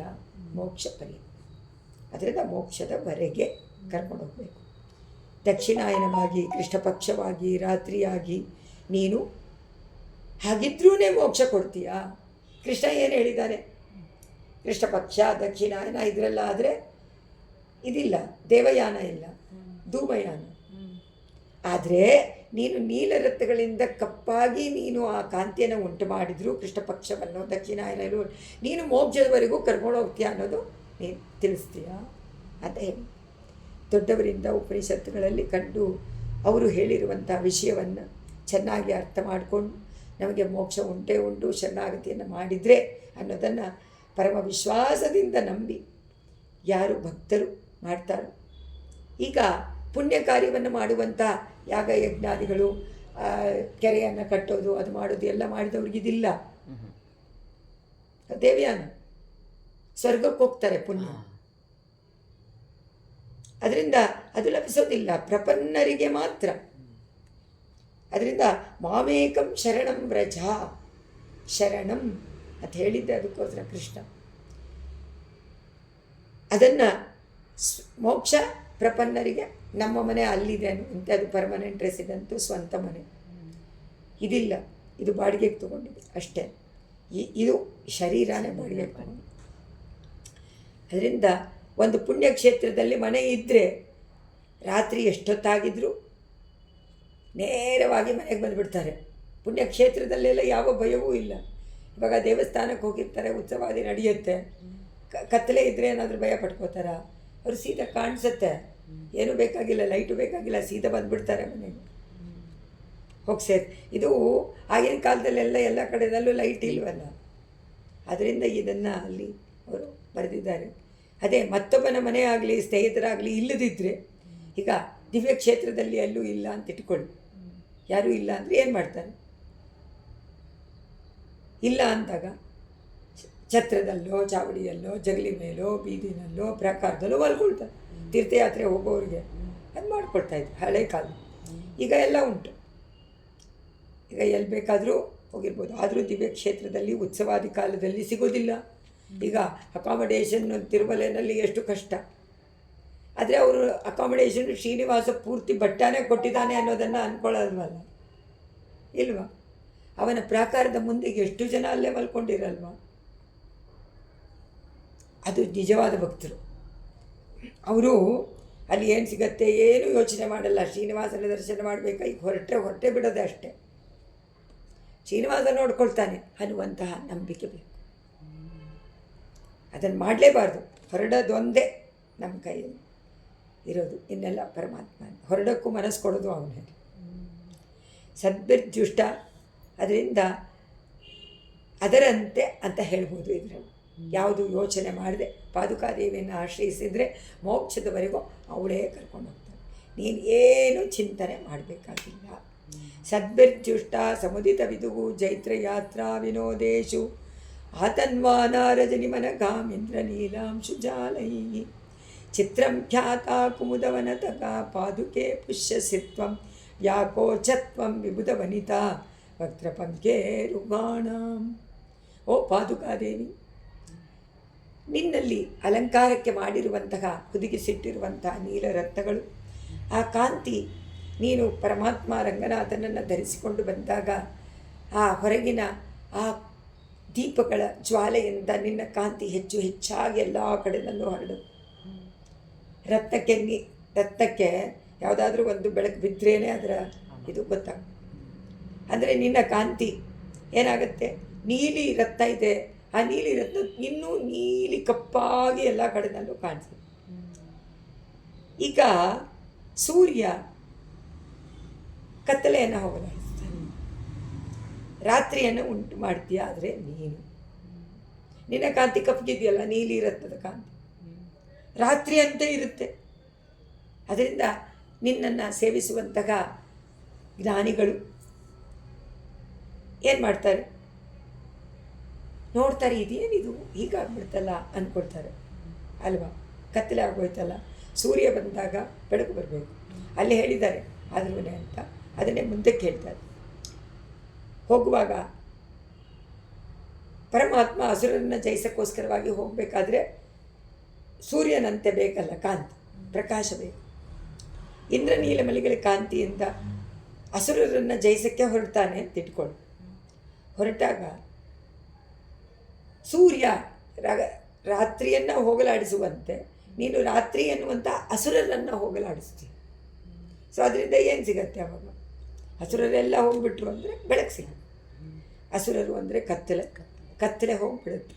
ಸೊ ಅದನ್ನು ಅಪ್ಲೈ ಮಾಡಿಕೊಂಡಿದ್ದಾರೆ ಇಲ್ಲಿ. ರಾತ್ರಿಯನ್ನು ಉಂಟು ಮಾಡ್ತೀಯ ಅಂದರೆ ನಿನ್ನ ಕಾಂತಿ ರಾತ್ರಿ ಅಂತೆ ಆಗತ್ತೆ. ಯಾರಿಗೆ? ಅಸುರರು. ಆದರೆ ಅದರಿಂದ ಹಾಗೆ ತಿಳ್ಕೊಂಡು ಜ್ಞಾನಿಗಳು ನಿನ್ನನ್ನು ಸೇವೆ ಮಾಡ್ತಾರೆ. ದೇವತಾಸ್ತ್ರೀಗಳೆಲ್ಲ ಬಂದು ಸಂತೋಷ ಪಟ್ಕೊಳ್ತಾರೆ. ಯಾಕೆಂದರೆ ಅಸುರರನ್ನ ನೀನು ಶಮನ ಮಾಡಿದರೆ ದೇವತೆಗಳಿಗೆ ತಾನೇ ಸುಖ. ದೇವತೆಗಳೇ ಅವರೆಲ್ಲ ಎನಿಮೀಸು. ಅದರಿಂದ ದೇವತಾಸ್ತ್ರೀಗಳಿಗೆಲ್ಲ ಓಹೋ ನಮ್ಮ ಇವರನ್ನೆಲ್ಲ ಕಾಪಾಡಿಬಿಟ್ಟ ಪರಮಾತ್ಮ ಅಂತ ಅವ್ರಿಗೆ ಸಂತೋಷ. ದೇವತಾಸ್ತ್ರೀಗಳಿಗೆ ಸಂತೋಷವಾಗತ್ತೆ. ಅಸುರರ ಮರ್ದನವಾದ್ದರಿಂದ ಸಂತೋಷ ಅಂತ ಉಂಟು ಮಾಡ್ತೀಯ ನೀನು. ಆ ಸಂತೋಷ ಏನನ್ನು ತೋರಿಸಿದೆ? ಕತ್ತಲೆ ಆದರೂ ದೇವತಾಸ್ತ್ರೀಗಳಿಗೆ ಸಂತೋಷ. ಕತ್ತಲೆ ಯಾಕಾಯಿತು? ಅಸುರರ ಮರ್ದನದಿಂದ. ನೀಲಿಕಾಂತಿಯಿಂದ ಅಸುರಮರ್ದನದಿಂದ ರಾತ್ರಿ ಆದ್ರೂ ದೇವತಾಸ್ತ್ರೀಗಳಿಗೆ ಸಂತೋಷ. ಅಂದರೆ ಯಾರಿಗೆ ಸಂತೋಷ? ಜ್ಞಾನಿಗಳಿಗೆ ಸಂತೋಷ. ನೀನು ನಿನ್ನ ನೀಲಿಕಾಂತಿಯಿಂದ ನಮ್ಮ ಅವಗುಣಗಳು ನಮ್ಮ ಇದನ್ನೆಲ್ಲ ತಗೊಂಡೆ ಅಂತ. ನಮ್ಮಲ್ಲಿರುವಂಥ ಅಸುರ ಭಾವವನ್ನು ಸಂಪೂರ್ಣವಾಗಿ ನಾಶ ಮಾಡಿ ಅದು ಪಾದುಕಾದೇವಿಯಲ್ಲಿ ರತ್ನಗಳ ಕಾಂತಿನಲ್ಲಿ ಹೊಟ್ಟೋಗಿದೆ. ಅದೇ ಅರ್ಥ ತತ್ವ. ಅದರಿಂದ ಈಗ ಆಳ್ವಾರ ಆಚಾರ್ಯರುಗಳು ನಾವೆಲ್ಲ ಜ್ಞಾನಿಗಳನ್ನು ನೋಡ್ತೀವಿ, ಸಂತರನ್ನು ನೋಡ್ತೀವಿ. ಜ್ಞಾನಭಕ್ತಿ ವೈರಾಗ್ಯ ಸಂಪೂರ್ಣವಾಗಿರುವಂಥವ್ರು ಅವರೆಲ್ಲ ಯಾವಾಗಲೂ ಶಾಂತವಾಗಿರ್ತಾರೆ. ಅವರ ಒಳ್ಳೆಯ ಗುಣಗಳು ಲೋಕದಲ್ಲಿ ಬೆಳಗತ್ತೆ. ಅವರ ಒಳ್ಳೆಯ ಗುಣಗಳನ್ನೇ ತಗೊಂಡು ಎಲ್ಲರೂ ಅಭಿಮಾನದಿಂದ ರಾಮಾನುಜರ ಹಿಂದೆ ಲಕ್ಷೋಪಲಕ್ಷ ಜನಗಳು ಹೋದಂತೆ ಅವರ ಕಾಂತಿ ಒಂದೇ ಸಾಕು, ಅವರ ಹಿಂದೆ ಹೋಗಿ. ಅದರಿಂದ ಇಲ್ಲಿ ನೀಲಿ ಅಂದ ತಕ್ಷಣ ನೈದಿಲೆ ಹೂವು ಅನಿಸುತ್ತಲ್ವಾ? ಹೂವು ನೀಲಿ ಕಪ್ಪಗಿರೋದ್ರಿಂದ ಅದನ್ನು ನೈದಿಲೆ ಹೂಗಳನ್ನು ಅರಳಿಸುವ ನಕ್ಷತ್ರ ಚಂದ್ರ. ಈಗ ಕನ್ನೈದಿಲೆ ಚಂದ್ರ ಬಂದಾಗ ಅರಳುತ್ತೆ, ಕೆಂಪು ತಾವರೆ ಸೂರ್ಯ ಬಂದಾಗ ಅರಳುತ್ತೆ. ಇದು ರಾತ್ರಿ ತಾವರೆ ಅನ್ನು ಅರಳಿಸುವಂತಹ ಒಂದು ಕಾಂತಿ, ಚಂದ್ರನ ಕಾಂತಿ ಅಂತೆ. ಇದು ಆಶ್ಚರ್ಯಕರ ಅಂತಾರೆ ಸ್ವಾಮಿ ದೇಶಿಕರು ಈ ಶ್ಲೋಕದಲ್ಲಿ. ಈಗ ಮಹಾಕವಿಗಳೆಲ್ಲ ಅಸಾಧಾರಣವಾದ ಪದಗಳನ್ನೆಲ್ಲ ಉಪಯೋಗ ಮಾಡ್ತಾರೆ, ನಮಗೆ ಅರ್ಥನೇ ಆಗೋದಿಲ್ಲ ಎಷ್ಟೋ ಸತಿ. ಅದರಿಂದ ಕವಿಗಳ ಮನಸ್ಸಿನ ಒಂದು ಭಾವನೆಯನ್ನು ಅರ್ಥ ಮಾಡ್ಕೊಳ್ಬೇಕಾದ್ರೆ ಅವರ ಪದಗಳನ್ನು ನೋಡಿದಾಗ ನಮಗೆ ನಿಜವಾದ ಅರ್ಥಗಳು ಗೊತ್ತೇ ಆಗೋದಿಲ್ಲ. ಯಾಕೆಂದರೆ ಅವರು ಉಪಯೋಗ ಮಾಡಿರುವಂಥ ಪದಗಳು ಬೇರೆ ಏನೇನೋ ಅರ್ಥಗಳನ್ನು ಕೊಡುತ್ತೆ. ಅವರ ಹೃದಯ ಅರ್ಥ ಆಗಬೇಕು ಅಂತಂದರೆ ತುಂಬ ಒಳಗಡೆ ಪ್ರಯಾಣ ಮಾಡಬೇಕು. ಕವಿಗಳ ಏನು ಯೋಚನೆ ಮಾಡಿ ಬರೆದಿದ್ದಾರೆ ಅನ್ನೋದನ್ನು ಅರ್ಥ ಮಾಡ್ಕೊಳ್ಬೇಕು. ಆದರೆ ಆ ವಿಶೇಷಗಳನ್ನು ನಾವು ತಿಳ್ಕೊಬೇಕಾದ್ರೆ ಅವರ ಒಳ್ಳೆಯ ಗುಣಗಳನ್ನು ತಿಳ್ಕೊಂಡಾಗ ಒಳ್ಳೊಳ್ಳೆಯ ವಿಚಾರಗಳನ್ನೇ ಈ ಒಂದು ಪದಗಳಿಂದ ನಾವು ಅರ್ಥ ಮಾಡ್ಕೊಳ್ಬೋದು ಅನ್ನೋದಕ್ಕೆ. ಅದು ಕಪ್ಪಾಗಿದ್ರೂ ಅದರ ಅರ್ಥ ಇವಾಗ ಏನು ಮಾಡ್ಕೊಂಡಿದ್ದಾರೆ ಸ್ವಾಮಿ ದೇಶಿಕರು? ಅಸುರ ಮರ್ದನ ಮಾಡೋಕ್ಕೋಸ್ಕರವಾಗಿ ಮಾಡಿದ್ರಿಂದ ಕಪ್ಪಾಗಿದೆ. ನಮ್ಮ ಆಸುರ ಭಾವನೆಯನ್ನು ಶಮನ ಮಾಡಿ ಆ ಪಾದುಕಾದೇವಿ ಅದನ್ನು ತಾನು ತಗೊಂಡಿದ್ದಾಳೆ. ಅದರಿಂದ ನಮಗೆ ಬೆಳಕನ್ನು ಕೊಡ್ತಾಳೆ. ಯಾವುದರಿಂದ? ತನ್ನ ಕಿರಣಕಾಂತಿಯಿಂದ. ಕಿರಣಕಾಂತಿ ಕಪ್ಪುಗಿದ್ರೂ ನಮಗೆ ದೇವತಾ ಸ್ತ್ರೀಗಳಿಗೆ ಅಸುರಮರ್ದನದಿಂದ ಹೇಗೆ ಸಂತೋಷ ಉಂಟಾಯಿತೋ ಹಾಗೆ ನಮಗೆ ಅವಗುಣಗಳೆಲ್ಲ ಹೋಗುತ್ತೆ ಯಾವಾಗ ಜ್ಞಾನಿಗಳ ಒಳ್ಳೆಯ ಗುಣಗಳನ್ನು ನಾವು ಅರ್ಥ ಮಾಡಿಕೊಂಡಾಗ, ತಿಳ್ಕೊಂಡಾಗ, ಅವರ ಒಂದು ಪ್ರಭಾವವನ್ನು ತಿಳ್ಕೊಂಡಾಗ ನಮಗೂ ಅದು ಉಂಟಾಗುತ್ತೆ, ಸಂತೋಷ ಉಂಟಾಗುತ್ತೆ. ಇದರಿಂದ ನಾನು ಸ್ವಲ್ಪ ಚೇಂಜ್ ಆಗಿಬಿಟ್ನಲ್ಲ ಅನ್ಸುತ್ತಲ್ವ. ಯಾವಾಗ ನಮ್ಮ ಕೆಟ್ಟ ನಡತೆ ಸರಿ ಹೋಗುತ್ತೋ, ಯಾವುದರಿಂದ ಸರಿ ಆಯಿತು? ನಮ್ಮಲ್ಲಿರುವಂಥ ಕೆಟ್ಟ ಭಾವನೆಗಳು ಉಂಟು ನಮ್ಮಲ್ಲಿ. ಎಲ್ರಿಗೂ ಮನುಷ್ಯನಿಗೆ ಬರುತ್ತೆ, ಯಾವಾಗಲೂ ಅದೇ ಬರೋದು, ಒಳ್ಳೆಯದು ಬರೋದಿಲ್ಲ. ಯಾರನ್ನು ನೋಡಿದ್ರೂ ಅದೇ ಥರನೇ. ನಮ್ಮಲ್ಲಿರೋದನ್ನು ನಾವೇ ಒಳ್ಳೆಯವರು ಅಂತ ಅಂದ್ಕೊಂಡ್ಬಿಡ್ತೀವಿ. ನಮ್ಮಲ್ಲಿರುವಂಥ ಕೆಟ್ಟತನ ಗೊತ್ತಾಗಲ್ಲ. ಯಾರಾದರೂ ತೋರಿಸಿದ್ರೆ ಅದಕ್ಕೇ ಯಾರಾದರೂ ನಮಗೆ ಆ ಒಂದು ಎತ್ತಿ ತೋರಿಸಿದರೆ ನಮ್ಮ ಗುಣವನ್ನು ನಾವು ಕಂಡಿಡ್ಕೊಳ್ಬೇಕು. ಇದೆ ಖಂಡಿತ ಇದ್ರೇ ತಾನೇ ಅವರು ಕಾಣಿಸುತ್ತೆ. ಅದರಿಂದ ಹಾಗಾದರೆ ದೋಷ ನೋಡಿ ಅವ್ರಿಗೆ ಹೇಳೋದು ತಪ್ಪಲ್ವಾ ಅನಿಸುತ್ತೆ. ನೋಡಬಾರ್ದು ಅಂತ ತಾನೇ ಹೇಳಿರೋದು. ಆದರೆ ಅವರು ಸರಿ ಹೋಗಬೇಕಾದ್ರೆ ಇದನ್ನು ಎತ್ತಿ ತೋರಿಸ್ಬೇಕಲ್ವಾ? ಬೇಕು. ಇಲ್ಲ ಅಂದರೆ ಅವರು ನಾನೇ ಸರಿ ಅಂತ ಇದ್ದರೆ ಅದು ತಪ್ಪಾಗುತ್ತೆ. ಯಾವಾಗ ಚೇಂಜ್ ಮಾಡ್ಕೊಳ್ಳೋದು? ಅದರಿಂದ ಡೈರೆಕ್ಟಾಗಿ ಹೇಳಿದೆ ಇಂಡೈರೆಕ್ಟಾಗಿ ಅವರಿಗೆ ಅದು ತಿಳಿಸುವಂತೆ ಮಾಡ್ತಾರೆ ಆಚಾರ್ಯರುಗಳು. ತಮಗೆ ಉಪದೇಶ ಮಾಡಿಕೊಂಡು ತಮ್ಮ ಮನಸ್ಸಿಗೆ ಉಪದೇಶ ಮಾಡಿಕೊಂಡು ನಮಗೆ ಹೇಳಿ. ಅದರಿಂದ ನಮಗೆ ಡೈರೆಕ್ಟಾಗಿ ಹೇಳಿಲ್ಲ, ಕೋಪ ಬರೋದಿಲ್ಲ. ಇದ್ದಂಗೆ ಹೇಳಿದರೆ ಕೆಂಡದಂಥ ಕೋಪ ಬಂದೇ ಬರುತ್ತಾ ಮನುಷ್ಯನಿಗೆ. ಅದು ಒಳ್ಳೇದು ಹೇಳಿಬಿಟ್ರೆ ಅದು ಇಲ್ಲದೇ ಇರೋದಿಲ್ಲ ನಮ್ಮಲ್ಲಿ, ನಾವು ಮಾಡೇ ಇರೋದಿಲ್ಲ. ಅದನ್ನು ಹೇಳಿ ಪ್ರಶಂಸೆ ಮಾಡಿದ್ರೆ ಸಂತೋಷ ಪಟ್ಕೊಳ್ತೀರಾ. ಆದರೆ ಇದೇ ಅವಗುಣ, ಅದನ್ನು ಹೇಳಿದ್ರೆ ಮಾತ್ರ ಕೋಪ ಬರುತ್ತೆ. ಇದು ಆಶ್ಚರ್ಯ, ಇದೇ ಆಶ್ಚರ್ಯ ಅಂತ. ಮನುಷ್ಯನ ಭಾವನೆ ಸ್ಥಿತಿ ತುಂಬ ಕಷ್ಟ ಅರ್ಥ ಮಾಡ್ಕೊಳ್ಳೋದು. ಸೈಕಾಲಜಿ ಅದಕ್ಕೋಸ್ಕರ ಸ್ಟಡಿ ಮಾಡಬೇಕು, ಅದು ಮಾಡಬೇಕಾಗಿಲ್ಲ. ಆಳ್ವಾರೇ ಸೈಕಾಲಜಿಸ್ಟ್, ಡಾಕ್ಟರ್ ಆಳ್ವಾರ ಸೂಕ್ತಿಗಳೇ. ನಿತ್ಯಂ ಲಕ್ಷ್ಮೀ ನಯನ ರುಚಿರೈ ಶೋಭಿತಾ ಶಕ್ರನೀಲೈ ಸಾಲಗ್ರಾಮ ಕ್ಷಿತಿರಿವ ಶುಭೈ ಶಾರ್ಗಿಣೋ ರೂಪಭೇದೈ ಸಾಕೇತಾ ದೇಹೇ ಸಮಧಿಕ ಗುಣ ಸಂಪದಂ ದರ್ಶಯಂತಿ ಮುಕ್ತಿಕ್ಷೇತ್ರಂ ಮುನಿವಿರಕಿಲೈ ಗೀಯಸೆ ಪಾದುಕೆ ತ್ವಂ. ಅಮ್ಮ ಪಾದುಕಾದೇವಿ, ನಿನ್ನಲ್ಲಿರುವ ನೀಲರತ್ನಗಳ ಕಾಂತಿ ನೋಡಿದರೆ ಸಾಲಗ್ರಾಮದ ಕ್ಷೇತ್ರದಂತೆ ಇದೆ. ಸಾಲಗ್ರಾಮ ಕ್ಷೇತ್ರ ಅಂದರೆ ಒಂದು 12 ಸಾಲಿಗ್ರಾಮ ಮನೆಯಲ್ಲಿದ್ದರೆ ಒಂದು ಕ್ಷೇತ್ರ. ನೀಲಿ ಕಾಂತಿ ಹೆಂಗೆ ಬರುತ್ತೆ? ಕಪ್ಪುಗೆ ತಾನೇ ಬರುತ್ತೆ. ಅದೆಲ್ಲ ಅದರ ಜಾಲ ಸಾಲಿಗ್ರಾಮಗಳೆಲ್ಲ ಇಟ್ಟಂತೆ. ಅದನ್ನು ಹೇಳ್ತಾರೆ, ಸಾಲಿಗ್ರಾಮದ ಕ್ಷೇತ್ರದಂತೆ ಕಾಣಿಸ್ತಾ ಇದೆ. ನಿನ್ನನ್ನು ಋಷಿಗಳೆಲ್ಲರೂ ಮೋಕ್ಷವನ್ನು ಕೊಡುತ್ತ ಸಾಲಿಗ್ರಾಮ ಪೂಜೆ ಮಾಡಿದ್ರೆ ಮೋಕ್ಷ. ಅದರಿಂದ ನಿನ್ನನ್ನು ಸೇವೆ ಮಾಡಿದ್ರೆ ಸಿಗುತ್ತೆ. ಇದಲ್ಲದೆ ಕ್ಷೇತ್ರ ಅಂತ ಯಾಕೆ ಹೇಳಿದ್ರು ಅಂದರೆ ಮುಕ್ತಿ ಕ್ಷೇತ್ರಗಳು, ಮುಕ್ತಿಯನ್ನು ಕೊಡುವಂಥ ಕ್ಷೇತ್ರಗಳು ಉಂಟು. ಅಯೋಧ್ಯ, ಮಧುರಾಮಾಯ, ಕಾಶಿ, ಕಾಂತಿ, ಅವಂತಿಕಾ, ಪುರಿ, ದ್ವಾರಕಾ ಚೈವ ಸಪ್ತೈತೆ ಮೋಕ್ಷದಾಯಕ. ಅದಷ್ಟು ಇಲ್ಲಿ ಬಂದು ಸಾಕೇತ ಆದಿ. ಸಾಕೇತ ಅಂದರೆ ಅಯೋಧ್ಯ. ಅಯೋಧ್ಯ ಆದಿ ಮುಕ್ತಿ ಕ್ಷೇತ್ರಗಳು ತುಂಬ. ಅದಕ್ಕಿಂತ ಉತ್ತಮಳಾದವಳು ನೀನು. ಮುಕ್ತಿ ಕ್ಷೇತ್ರ 7 ಕ್ಷೇತ್ರಗಳು. ಅಲ್ಲಿ ಹೋಗಿ ನಮ್ಮ ಪಾದ ಅಲ್ಲಿ ಇಟ್ಟರೆ ಸಾಕು ಮುಕ್ತಿ ಅಯೋಧ್ಯ. ಅದರಿಂದ ಇಲ್ಲಿ ಮಧುರಾ, ಕಾಂಚಿ, ದ್ವಾರಕಾ, ಮಾಯಾ ಅಂದರೆ ಹರಿದ್ವಾರ, ಅವಂತಿ ಅಂದರೆ ಕೃಷ್ಣ, ಉಜ್ಜಯಿನಿಯಲ್ಲಿ ಸಾಂದೀಪಿನಿ, ಅಲ್ಲಿ ಅವನು ವಿದ್ಯಾಭ್ಯಾಸ ಮಾಡಿದ್ದು 64 ಕಲೆಗಳಿಂದ 64 ದಿವಸದಲ್ಲಿ ಉಜ್ಜಯಿನಿ. ಇಷ್ಟು 7 ಕ್ಷೇತ್ರಗಳು ಮುಕ್ತಿಯನ್ನು ಕೊಡುವಂಥ ಕ್ಷೇತ್ರ. ಹೀಗಿರಬೇಕಾದ್ರೆ ಅಯೋಧ್ಯ ಈ ಕ್ಷೇತ್ರಗಳೆಲ್ಲ ಇದ್ದು ಮುಕ್ತಿ ಪಡ್ಕೊಳ್ಳೋದಕ್ಕಿಂತ ನಿನ್ನನ್ನು ಒಂದು ಸತಿ ಸೇವೆ ಮಾಡಿದ್ರೆ ಸಾಕು. ನಿನ್ನ ನೀಲಿ ರತ್ನಗಳು ಎನ್ನುವಂಥ ಕ್ಷೇತ್ರ, ಸಾಲಗ್ರಾಮ ಕ್ಷೇತ್ರ ನಮಗೆ ಮುಕ್ತಿಯನ್ನು ಕೊಡು. ಎಲ್ಲ ಮುಕ್ತಿ ಕ್ಷೇತ್ರಗಳಿಗಿಂತ ನೀನು ಅತ್ಯದ್ಭುತವಾದವಳು ಅಂತ ಹೇಳಿ ಆಳ್ವಾರು ಆಚಾರ್ಯರುಗಳನ್ನು ಆಶ್ರಯಿಸಿದ್ರೇ ಮೋಕ್ಷ. ಹೇಗೆ ನಿನ್ನನ್ನು ಆಶ್ರಯಿಸಿದರೆ ಮುಕ್ತಿನೋ, ಕ್ಷೇತ್ರಕ್ಕೆ ಹೋಗದೆ. ಯಾತಕ್ಕೆ ನೀನು ಕ್ಷೇತ್ರವಾದೆ, ಮುಕ್ತಿ ಕ್ಷೇತ್ರವಾದೆ ಅಂದರೆ ನಿನ್ನಲ್ಲಿರುವಂಥ ನೀಲಿ ರತ್ನಗಳ ಕಾಂತಿ ಸಾಲಿಗ್ರಾಮ ಕ್ಷೇತ್ರದಂತೆ ನೀನು ಕಾಣಿಸ್ತಾ ಇದೆಯಾ. ನಿನ್ನಲ್ಲಿ ಎಲ್ಲ ಸಾಲಿಗ್ರಾಮಗಳನ್ನು ಹುದುಗಿಸಿ ಇಟ್ಟಿದ್ದಾರೆ. ನೀಲಿ ರತ್ನಗಳೆಲ್ಲ ಒಂದೊಂದು ಸಾಲಿಗ್ರಾಮ ಅಂತ ಸ್ವಾಮಿ ದೇಶಿಕರ ಭಾವನೆ. ರಂಗನಾಥ ನಿತ್ಯಂ ಲಕ್ಷ್ಮೀ ನಯನ ರುಚಿರೈ ಶೋಭಿತಾ ಶಕ್ರನೀಲೈ ಶಾರ್ಗಿಣ ರೂಪಭೇದೈ. ಪರಮಾತ್ಮ ಶಾರ್ಗ ಧನಸ್ಸನ್ನು ಇಟ್ಕೊಂಡು ಪಂಚಾಯುಧಧಾರಿಯಾದಂಥ ನಾರಾಯಣ, ಶ್ರೀ ವಿಷ್ಣು ಅವನ ಅವತಾರಗಳೇ ತಾನೇ ಎಲ್ಲವೂ ಕೂಡ. ಬೇರೆ ಬೇರೆ ಅವತಾರಗಳನ್ನು ಮಾಡ್ತಾನೆ, ಬೇರೆ ಬೇರೆ ಆಕಾರಗಳಿಂದ. ಸಾಲಗ್ರಾಮ ಅಕ್ಷಿತಿ, ಸಾಲಗ್ರಾಮಗಳು ಉತ್ಪನ್ನವಾಗುವಂಥ ಪ್ರದೇಶ ಮುಕ್ತಿನಾಥ. ಮುಕ್ತಿನಾಥ ಅಂತೀವಿ, ಸಾಲಗ್ರಾಮ ಕ್ಷೇತ್ರ ಅಂತ. ಅಲ್ಲಿ ಲಕ್ಷ್ಮೀರಯನ ರುಚಿರೈ, ಮಹಾಲಕ್ಷ್ಮಿಯ ಕಣ್ಣುಗಳಿಂದ ಆ ಕಣ್ಣುಗಳ ಕಾಂತಿ, ಅವಳ ಕಾಂತಿ ತುಂಬ ಸುಂದರ.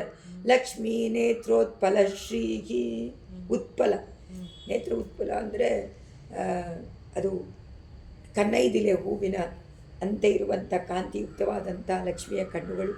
ಶಕ್ರ ನೀಲೈಹಿ, ಇಂದ್ರ, ಶಕ್ರ ಅಂದರೆ ಇಂದ್ರ, ಇಂದ್ರ ನೀಲೈ, ಇಂದ್ರ ನೀಲಿ ರತ್ನಗಳು. ನಿತ್ಯಂ ಶೋಭಿತ, ಹೇಗೆ ಲಕ್ಷ್ಮಿಯ ಕಣ್ಣಿನ ಕಾಂತಿ, ಕಣ್ಣುಗಳು ಸೌಂದರ್ಯ ನಿತ್ಯವಾಗಿ ಶೋಭಾಯಮಾನವಾಗಿದೆಯೋ ಅದೇ ರೀತಿ ಅಮ್ಮ ಪಾದುಕೆ ನಿನ್ನಲ್ಲಿರುವಂಥ ನೀಲಮಣಿಗಳ ಕಾಂತಿ ಶೋಭಿತ, ನಿನಗೂ ಬೆಳಕನ್ನು ಉಂಟು ಮಾಡುತ್ತೆ. ನೀನು ಎಲ್ಲರಿಗೂ ಇದನ್ನು ಉಂಟು ಮಾಡ್ತೀಯ, ಕಾಂತಿಯನ್ನು ಕೊಡ್ತೀಯ. ಸಾಕೇತಾದೇಹೆ, ಅಯೋಧ್ಯ ಮೊದಲಾದ ಸ್ಥಳಗಳಿಗಿಂತಲೂ ಸಮಧಿಕ ಗುಣ. ಅದರಿಂದ ನೀನು ಆ 7 ಕ್ಷೇತ್ರಕ್ಕಿಂತ, ಮುಕ್ತಿನಾಥ ಕ್ಷೇತ್ರಕ್ಕಿಂತ ನೀನು ಮಹಿಮೆಯಿಂದ ಕೂಡಿರುವಂಥ. ನಿನ್ನನ್ನು ಸೇವೆ ಮಾಡಿದರೆ ಮುಕ್ತಿ, ಅಲ್ಲಿಗೆ ಹೋಗ್ಬೇಕಾ? ಹಾಗಾದರೆ ಹೋಗಬೇಕಾಗಿಲ್ಲ.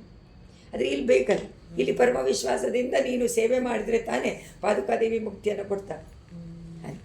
ಅದರಿಂದ ಅವ್ರು ಹೇಳ್ತಾರೆ ಸಮಧಿಕ ಗುಣ, ತುಂಬ ಹೆಚ್ಚಾಗಿರುವಂಥ ಸಂಪದಂ, ಎಲ್ಲದಕ್ಕಿಂತ ಅಚ್ಚುವೈ ಪೆರಿನುಂ ವೇಂಡೆ ಅರಂಗಮಾನಗಳು. ರಂಗನಾಥ ಎನ್ನುವಂಥ ಚುವೈ, ಅದು ನಿಧಿ, ಅದೇನೇ ಮೋಕ್ಷವನ್ನು ಕೊಡುವಂಥ ನಿಧಿ, ಅದೇ ಮೋಕ್ಷ.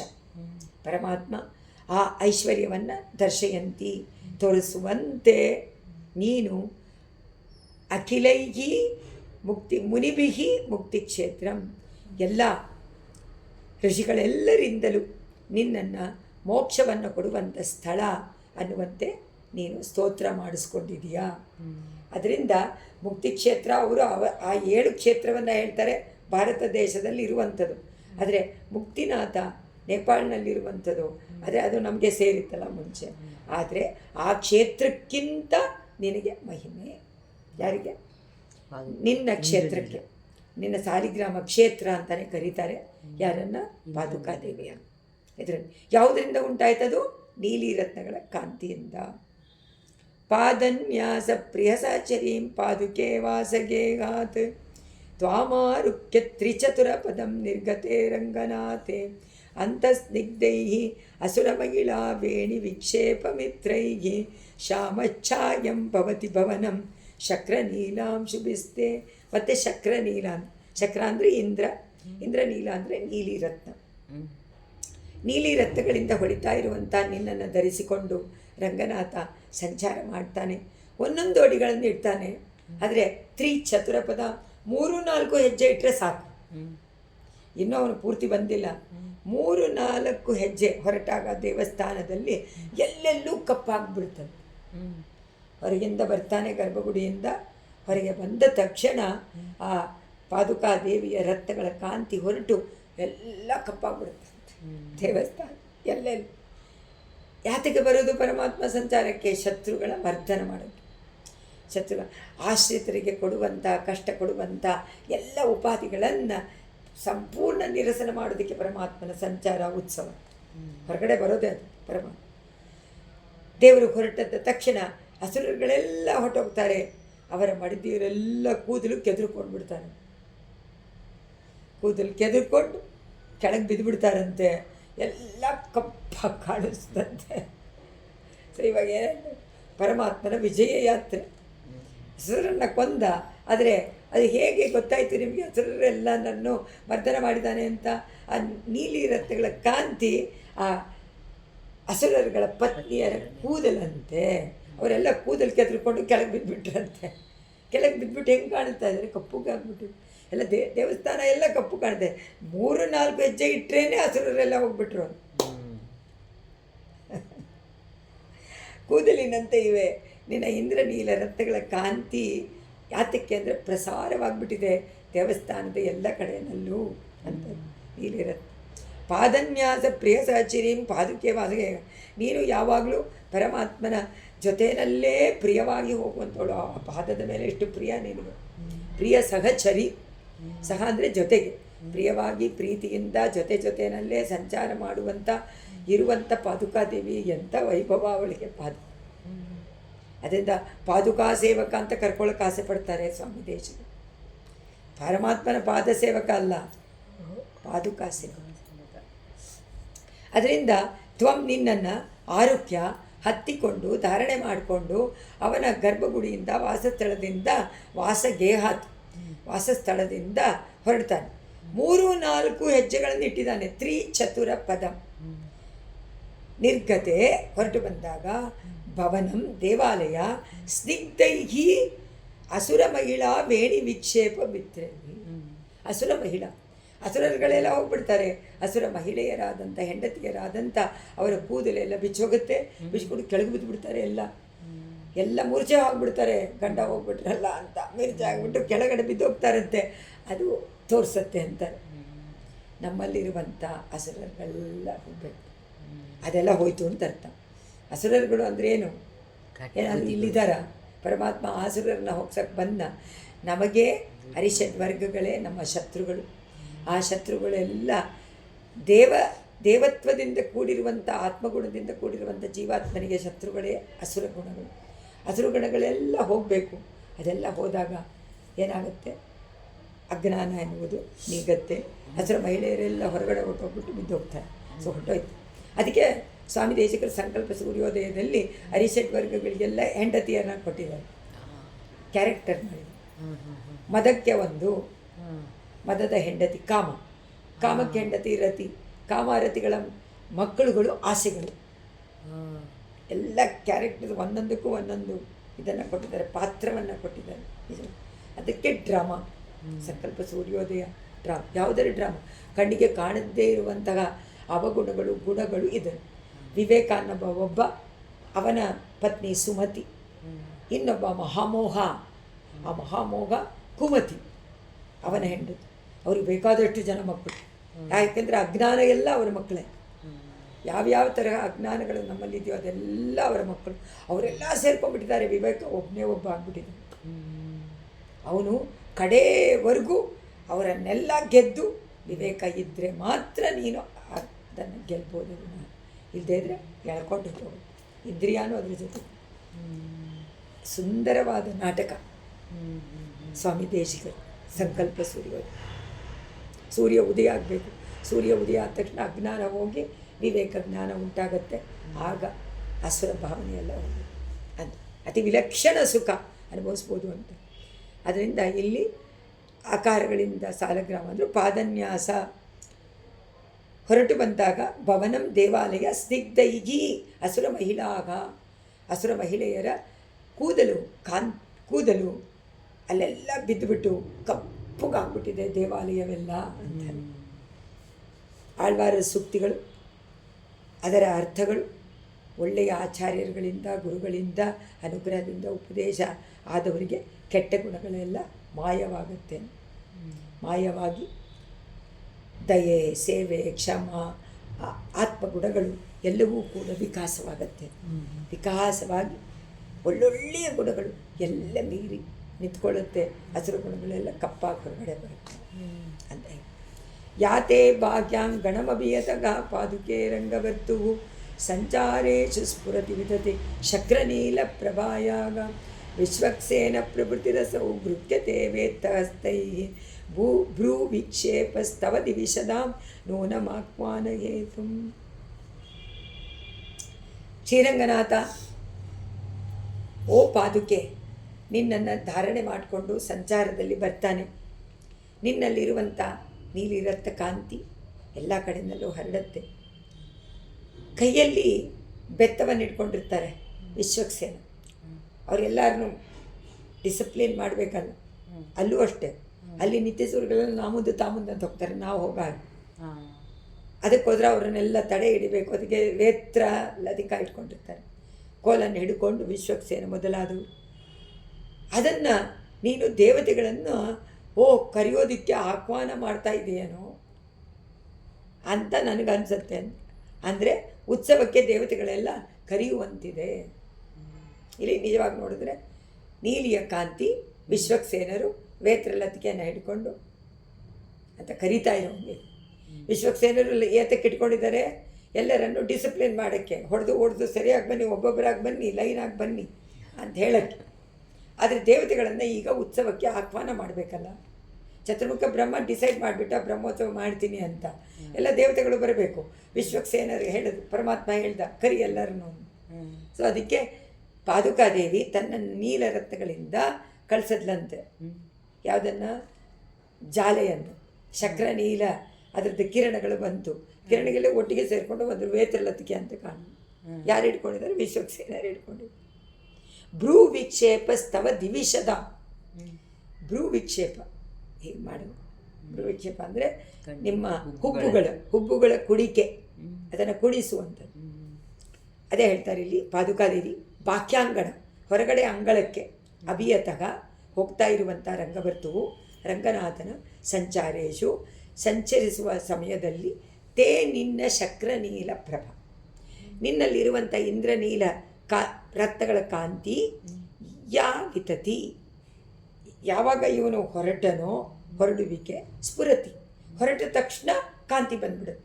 ಒಳಗಡೆ ಇದ್ದರೆ ಕತ್ತಲೆ ಇರುತ್ತೆ, ಕಾಂತಿ ಕಾಣ್ತಾ ಇರಲ್ಲ. ಹೊರಗಡೆ ಬಂದ ತಕ್ಷಣ ಕಾಂತಿ ಎಲ್ಲ ಬಂದ್ಬಿಡುತ್ತೆ, ತೋರುತ್ತೆ. ಅಸವು ಆಗ ಹರಡುತ್ತೆ. ಅದು ಹೆಂಗೆ ಕಾಣಿಸುತ್ತೆ ಅಂದರೆ ವೇತ್ರ ಹಸ್ತೈಹಿ, ಒಂದು ಬೆತ್ತವನ್ನು ಕೈಯಲ್ಲಿ ಹಿಡ್ಕೊಂಡಿರುವಂಥ ವಿಶ್ವಕ್ಸೇನ ಪ್ರಭೃತಿ, ವಿಶ್ವಕ್ಸೇನರು ಮುಂತಾದ ಅನಂತಗರುಡ ಮುಂತಾದ ಎಲ್ಲ ನಿತ್ಯ ಸೂರಿಗಳು, ದಿವಿಷದ ದೇವತೆಗಳ ಆಹ್ವಾನ ಹೇತು. ನಿತ್ಯ ಸೂರಿಗಳೆಲ್ಲ ಪರಮಾತ್ಮನ ಕಿಂಕರರು, ಅವರೆಲ್ಲ ಈಗ ನಮಗೆ ಕರೀತಾರೋ ಇಲ್ವೋ? ಆಶ್ರಮದಲ್ಲಿ ಸ್ವಾಮಿಗಳು ಎಲ್ಲರನ್ನೂ ಅಂದರೆ ಅವರ ಶಿಷ್ಯರು ಬಂದು ಕರೆಯೋದಿಲ್ವಾ ಅಂತರಗಶಿ? ಆ ಥರ ಪರಮಾತ್ಮನ ಇದಕ್ಕೆ ಅವರು ಬಂದು ಕರೀತಾರೆ ದೇವತೆಗಳನ್ನು. ಆಹ್ವಾನ ಹೇತು, ಅವರನ್ನು ಕರೆಯೋದಕ್ಕೆ ಹೇತು ಕಾರಣ ನಿನ್ನ ಭ್ರೂ ವಿಕ್ಷೇಪ ಗೃಹ್ಯತೆ. ನೀನು ಹಿಂಗೆ ಮಾಡ್ತಾಳಲ್ಲ, ಕೈಯಲ್ಲಿ ಕೋಲಿಡ್ಕೊಂಡು ಬೆತ್ತವನ್ನು ಬನ್ನಿ ಅಂತ ಆಹ್ವಾನ ಮಾಡ್ತಾ ಇದ್ದಾಳೆ. ಯಾವುದರಿಂದ? ತನ್ನ ಹುಬ್ಬಿನ ಕುಣಿತದಿಂದ ಬನ್ನಿ ಅಂತ ಹೇಳ್ತಾ ಇರುವಂತೆ ನನಗೆ ಅರ್ಥ ಅಂತ ಇಲ್ಲಿ ಮಾಡಿದರೆ ಗೃಹ್ಯತೆ ತಿಳಿಸುತ್ತೆ ಅಂತ. ಅಂದರೆ ಆಚಾರ್ಯರ ಅನುಗ್ರಹ ವಿಶೇಷ ಯಾರಿಗಾದರೂ ಯಾರಾದರೂ ಒಬ್ಬನಿಗೆ ಚೇತನಿಗೆ ಬಿದ್ದು ಬಿಟ್ಟರೆ ಅವರ ಒಳ್ಳೆಯ ಗುಣ ಎಲ್ಲವೂ ತಾನಾಗಿಯೇ ಬಂದುಬಿಡುತ್ತೆ, ತಾನಾಗೇ ಬರುತ್ತೆ. ಅಂಥವರ ಮುಂದೆ ನಿತ್ಯ ಸೂರಿಗಳು ಕೈಕಟ್ಟಿ ನಿಂತು ಆಂಡಾಳು ಹೇಳ್ತಾರೆ, ಯಾವಾಗ ನೀವು ಶ್ರೇಯಸ್ಕರವಾದ ಒಂದು ಕೆಲಸವನ್ನು ಮಾಡೋಕ್ಕೆ ಆರಂಭ ಮಾಡ್ತೀರೋ ಆಗ ದೇವತೆಗಳೆಲ್ಲ ತಾನು ಮುಂದು ಅಂತ. ಆಳಿಮಳೆಯ ಕಣ್ಣಾಪಾಶರು, ಆಳಿಮಳೆಯ ಕಣ್ಣಾಪಾಶರದಲ್ಲಿ ಆಂಡಾಳು ಅದೇ ಹೇಳ್ತಾಳೆ, ದೇವತೆಗಳೆಲ್ಲ ಬಂದು ಏನು ಸಹಾಯ ಮಾಡಲಿ ಅಂತ ಕೇಳಿ ನಿಂತ್ಕೊಂಡು ದೇವತೆಗಳೆಲ್ಲ ಸಂತೋಷದಿಂದ, ಪಿತೃಗಳಿಗಂತೂ ಅವರು ತೃಪ್ತಿ ಆಗಿಬಿಡುತ್ತಂತೆ ದೇವತೆಗಳು ನರ್ತನ ಮಾಡ್ತಾರೆ, ಪಿತೃಗಳು ಸಂತೋಷ ಪಡ್ತಾರೆ, ಅಸುರರುಗಳು ಹೆದರ್ಕೋತಾರೆ, ನಡುಗುತ್ತಾರೆ. ಯಾರಾದರೂ ಒಬ್ಬರು ಒಳ್ಳೆಯ ಯಜ್ಞವನ್ನು ಮಾಡೋಕ್ಕೆ ಆರಂಭ ಮಾಡ್ತಾರೆ ಅಂದ ತಕ್ಷಣ ಈ ಥರ ಆಗುತ್ತೆ. ಪಿತೃಗಳು, ದೇವತೆಗಳು, ಅಸುರರು ಏನು ಮಾಡ್ತಾರೆ ಅಂತ ಅದರಲ್ಲಿ ಇಟ್ಕೊಂಡು ಕೈಕಟ್ಟಿ ನಿಂತ್ಕೊಂಡು ಬಂದು ಆಳ್ವಾರರ ಸೂಕ್ತಿಗಳನ್ನು ಯಾರು ಚೆನ್ನಾಗಿ ಅರ್ಥ ಮಾಡಿಕೊಂಡು ಅನುಭವಿಸಿ ಹಾಡ್ತಾ ಅನುಭವಿಸ್ತಾರೋ ಅವರ ಮುಂದೆ ನಿತ್ಯ ಸೂರಿಗಳು ಕೈಕೊಂಡು, ಅದನ್ನು ಆಳ್ವಾರೇ ಹೇಳಿದ್ದಾರೆ.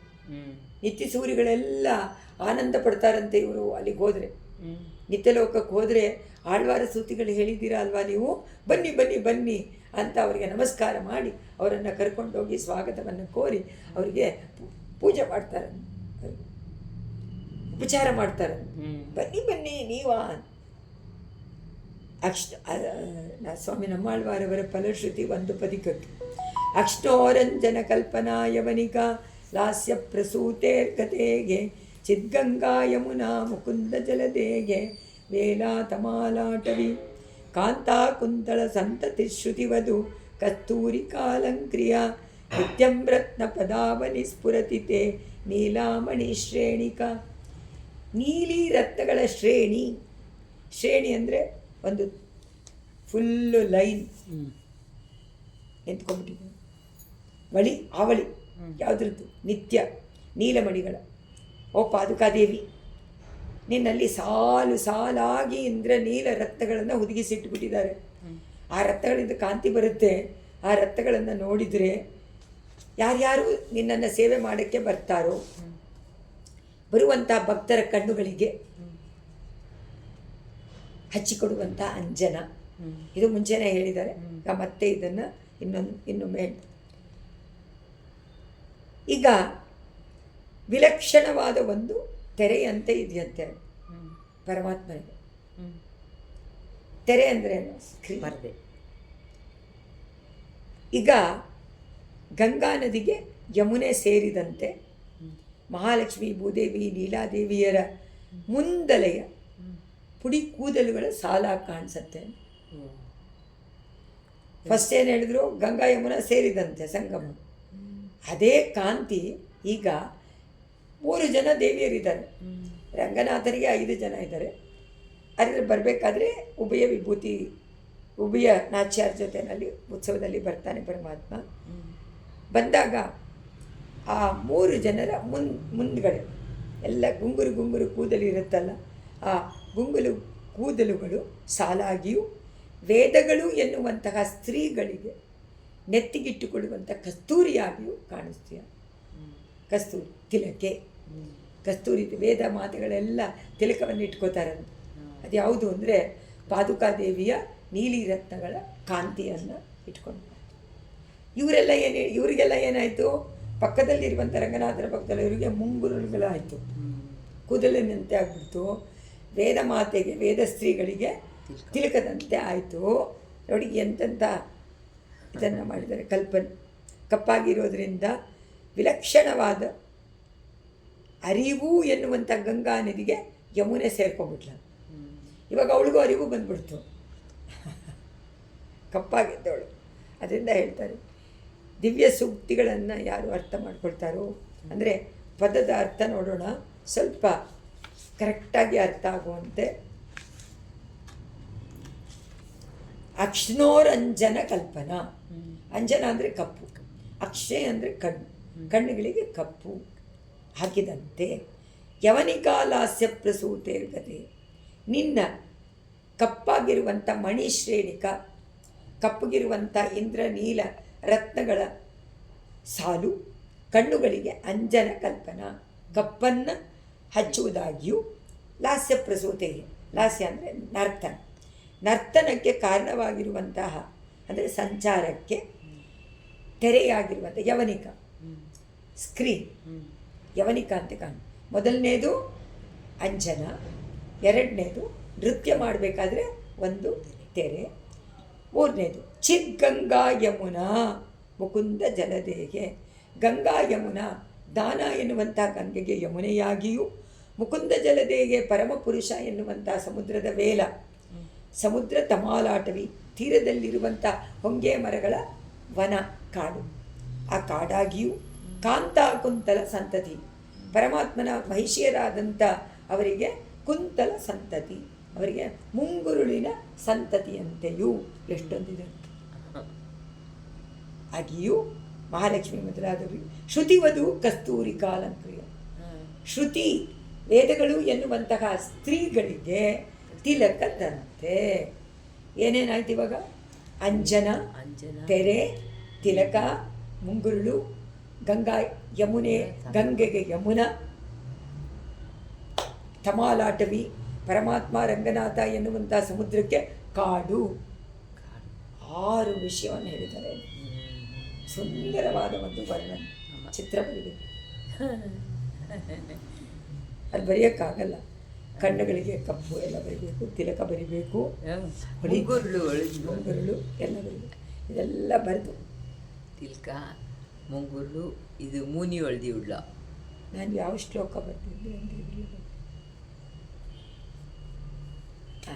ನಿರಂತರ ಪುರಂದರೋಪಲಭುವಂ ದ್ಯುತಿಂ ತಾವಕಿಂ ಅವೈಮಿ ಮಣಿಪಾದುಕೆ ಸರಣಿ ಸಂಗಿನೀಂ ರಂಗಿಣಗ ತದೀಯ ನವಯೌವನ ದ್ವಿರದಮಲ್ಲ ಗಂಡಸ್ಥಲಿ ಗಳನ್ಮದ ಝಲಂ ಝಲ ಬಹುಳ ಕಜ್ಜಳ ಶಾಮಿಕಾಂ. ಓ ರತ್ನ ಪಾದುಕೆಗೆ, ನಿನ್ನನ್ನು ರಂಗನಾಥ ಉತ್ಸವದಲ್ಲಿ ಬರಬೇಕಾದ್ರೆ ಬೀದಿನಲ್ಲಿ ಎಲ್ಲ ಕಡೆ ನಿನ್ನ ರತ್ನಗಳ ಕಾಂತಿ ಹರಡುತ್ತೆ. ಅದರಲ್ಲೂ ಮುಖ್ಯವಾಗಿ ನಿನ್ನ ನೀಲ ರತ್ನಗಳ ಕಾಂತಿ.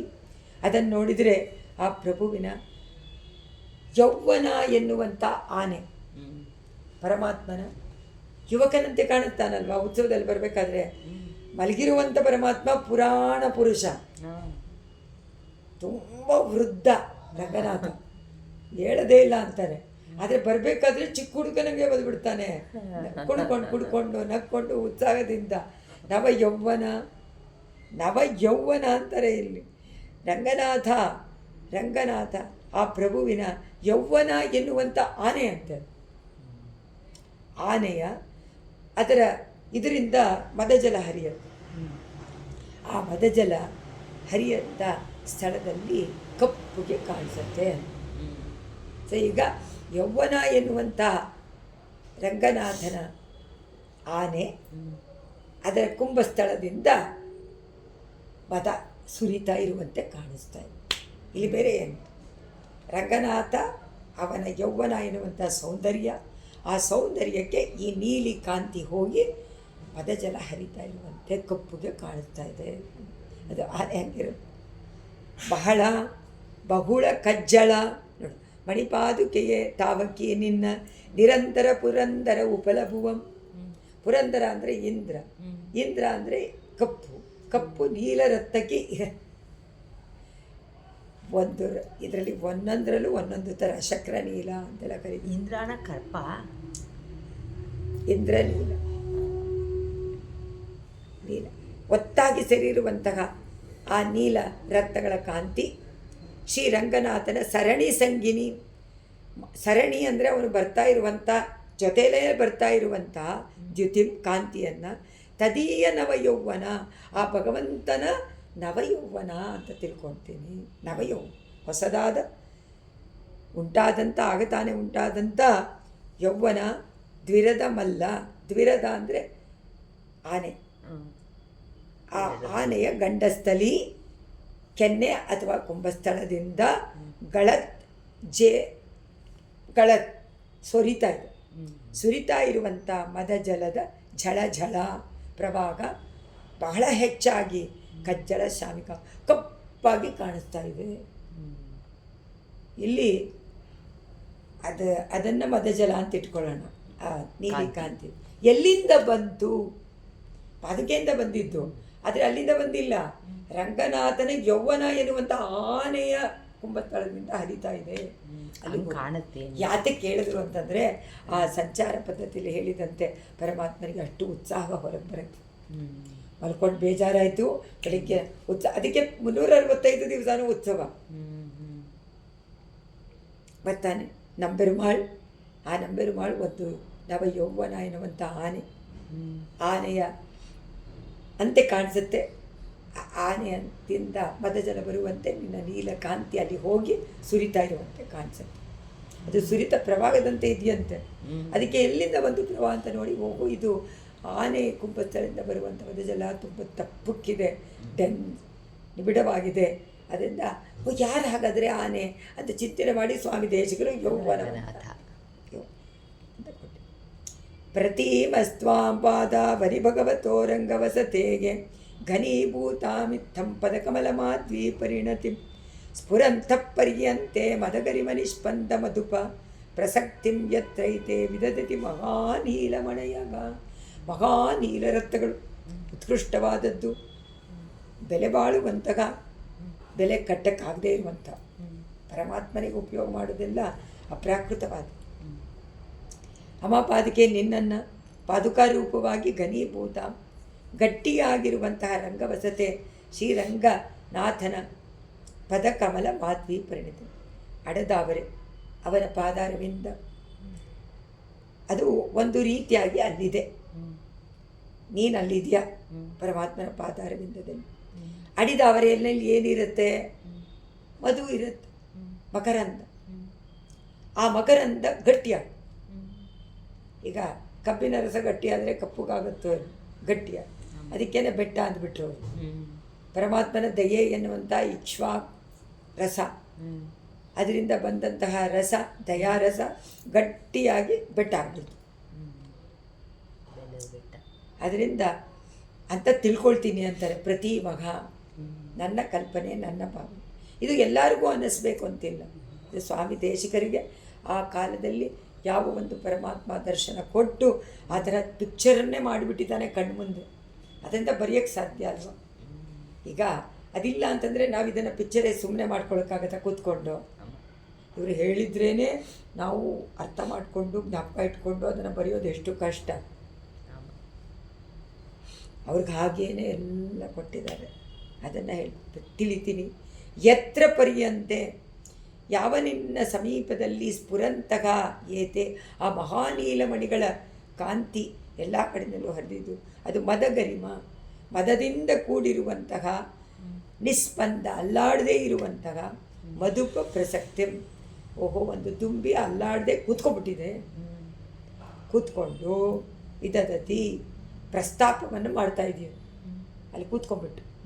ನೋಡಿ, ಇದು ಪರಮಾತ್ಮನ ಪಾದಾರವಿಂದ ಎಷ್ಟು ಚೆನ್ನಾಗಿದೆ, ಮಕರಂದ ತುಂಬಿದೆ, ಅದನ್ನು ಕುಡಿತಾ ಇದ್ದೀನಿ, ಅದನ್ನು ಕುಡಿತಾ ಇದ್ದೀನಿ.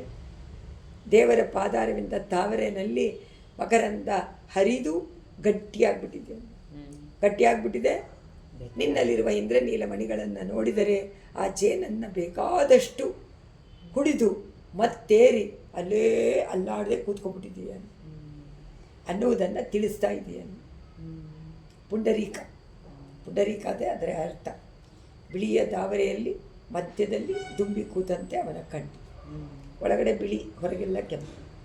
ತಾವರೆಗೂ ಅದೇ ಥರ ಇರುತ್ತೆ ಅಂತ ಹೇಳ್ತಾರೆ ಇಲ್ಲಿ. ಅಂದರೆ ಭಕ್ತಿಯ ಒಂದು ಆಕಾರ, ಭಕ್ತಿಗೆ ಒಂದು ರೂಪವನ್ನು ಕೊಟ್ಟು ಬರೆದಿರುವಂತೆ ಅನಿಸುತ್ತೆ ಇಲ್ಲಿ. ಭಕ್ತಿಗಲ್ಲ, ಪರಮಾತ್ಮನ ಪಾದಾರವಿಂದ ಮಕರಂದ, ಆ ಮಕರಂದವನ್ನು ಹೀರಿ ತುಂಬಿ ಅಲ್ಲಾಡದೆ ಅಲ್ಲೇ ಕೂತ್ಕೊಂಡಂತೆ ಉಂಟು ಮಾಡಿಬಿಟ್ಟಿದೆಯಾ ನಿನ್ನ ನೀಲಿ ಕಾಂತಿಗಳಿಂದ. ಅದರಿಂದ ಪರಮಾತ್ಮನ ಗುಣವನ್ನು, ಸ್ವರೂಪವನ್ನು ಅರಿತುಕೊಂಡಂಥವರಿಗೆ, ಭಕ್ತರಿಗೆ ಯಾವಾಗಲೂ ಒಂದು ತರಹ ಮೈ ಮರೆತು ಬಿಡ್ತಾರೆ, ಅದರಲ್ಲೇ ಮುಳುಗ್ಬಿಡ್ತಾರೆ ಸಂಪೂರ್ಣವಾಗಿ. ಚೆನ್ನಾಗಿ ತಿಳ್ಕೊಂಡು ಬಿಟ್ಟ ಮೇಲೆ ಅರ್ಥ ಅಷ್ಟರ ಮಟ್ಟಿಗೆ ಭಗವದ್ ವಿಷಯವಾಗಿರೋದ್ರಿಂದ ಮನಸ್ಸನ್ನು ಸೆಳೆದು ಸದಾ ಅದನ್ನೇ ಮೆಲುಕು ಹಾಕ್ತಾ ಇರುವಂಥ ಅರ್ಥಗಳು ನಮ್ಮ ಆಳ್ವಾರವರ ಪಾಶುರ. ಅದನ್ನು ಇಲ್ಲಿ ಹೇಳ್ತಾರೆ. ದುಂಬಿ ಯಾವ ರೀತಿ ಮಕರಂದವನ್ನು ಕುಡಿದು ಮತ್ತೇರಿ ಅಲ್ಲೇ ಇರುವಂತೆ ಆ ನಮ್ಮಾಳ್ವಾರವರ ಸೂಕ್ತಿಗಳ ಅರ್ಥಗಳಲ್ಲಿ ಮುಳುಗಿ ಹೋಗಿ ಮಕರಂದದಲ್ಲಿ ಮುಳುಗಂತೆ ಮುಳುಗೋಗ್ತಾರೆ. ಅಷ್ಟು ಅತ್ಯದ್ಭುತವಾದಂತಹ ಭಗವದ್ ವಿಷಯ. ನಮತಾಂ ನಿಜೇಂದ್ರ ನೀಲ ಪ್ರಭವೇನ ಮುಕುಂದ ಪಾದುಕೆ ಭವತಿ ತಮಸಾ ನಿರಸ್ಯತಿ ತಮ ಕಂಟಕಮಿವ ಕಂಟಕೇನೈವ. ಇಲ್ಲಿ ಹೇಳ್ತಾರೆ, ಅಮ್ಮ ಪಾದುಕಾದೇವಿ ಯಾವ ರೀತಿ ಮುಳ್ಳನ್ನು ಮುಳ್ಳಿಂದಾನೇ ಕಿತ್ತಾಕ್ತಾರೋ ಹಾಗೆ ತಮಸ್ಸನ್ನು ತಮಸ್ಸಿಂದಲೇ ನೀನು ಕಿತ್ತಾಕ್ತೀಯ. ತಮಸ್ಸು ಅಂದರೆ ಕತ್ತಲೆ, ಕಪ್ಪು. ನೀಲಿ ರತ್ನಗಳ ಕಾಂತಿನೂ ಕಪ್ಪು. ಸೊ ಕಪ್ಪನ್ನು ಕಪ್ಪಿನಿಂದ, ಇದು ಆಶ್ಚರ್ಯ. ಇದು ಪ್ರಪಂಚದಲ್ಲಿ ಅಂಧಕಾರ ರಾತ್ರಿಯನ್ನು ಕಳೆಯೋಕ್ಕೆ ಬೆಳಕು ಬೇಕು. ಜ್ಞಾನ ಬರಬೇಕಾದ್ರೆ ಅಜ್ಞಾನ ಹೋಗಬೇಕು, ಆದರೆ ಅಜ್ಞಾನದಿಂದಲೇ ಅಜ್ಞಾನವನ್ನು ಹೋಗಲಾಡಿತ್ತು ಅಂತ. ತಮಸ ನಿರಸ್ಯತಿ ತಮಗ. ಯಾವ ರೀತಿ? ಕಂಟಕಮಿವ ಕಂಟಕೇನವ.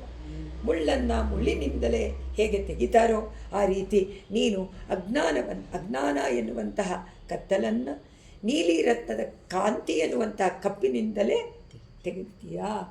ನಮತಾ, ಅಂತಹ ಪಾದುಕೆ ಭವತಿ, ನಿನಗೆ ನಮಸ್ಕಾರ. ಮಂಗಳ ಶ್ಲೋಕ ಕಡೆಯ ಶ್ಲೋಕ.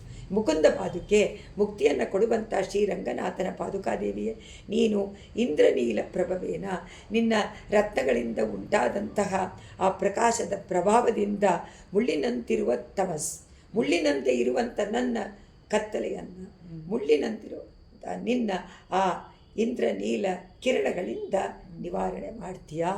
ನಿವಾರಣೆ ಮಾಡಿ ಕಾಲಿಗೆ ಚುಚ್ಚಿಕೊಂಡ ಮುಳ್ಳಿನಿಂದಲೇ ತೆಗೆಯುವಂತೆ ನೀನು ನನ್ನಲ್ಲಿರುವಂಥ ಅಜ್ಞಾನ ಎನ್ನುವಂಥ ತಮಸ್ಸನ್ನು ನೀನು ಆ ತಮಸ್ಸಿನಿಂದಲೇ ತೆಗಿತಿ. ತಮಸ್ಸಂದರೆ ಕಪ್ಪು, ನೀಲ ರತ್ನಗಳ ಕಪ್ಪು. ಅದರಿಂದ ಪಾದುಕೆ ಅಂದರೆ ಆಳ್ವಾರ್, ನೀಲರತ್ನಗಳು ಎನ್ನುವಂಥದ್ದು ದೇವರನ್ನು ಹೊಂದದೇ ಇದ್ದುದರಿಂದ ತುಂಬ ದುಃಖದಿಂದ ಉಂಟಾದಂತಹ ದಿವ್ಯ ಸೂಕ್ತಿಗಳು ಆಳ್ವಾರ್ಗಳು.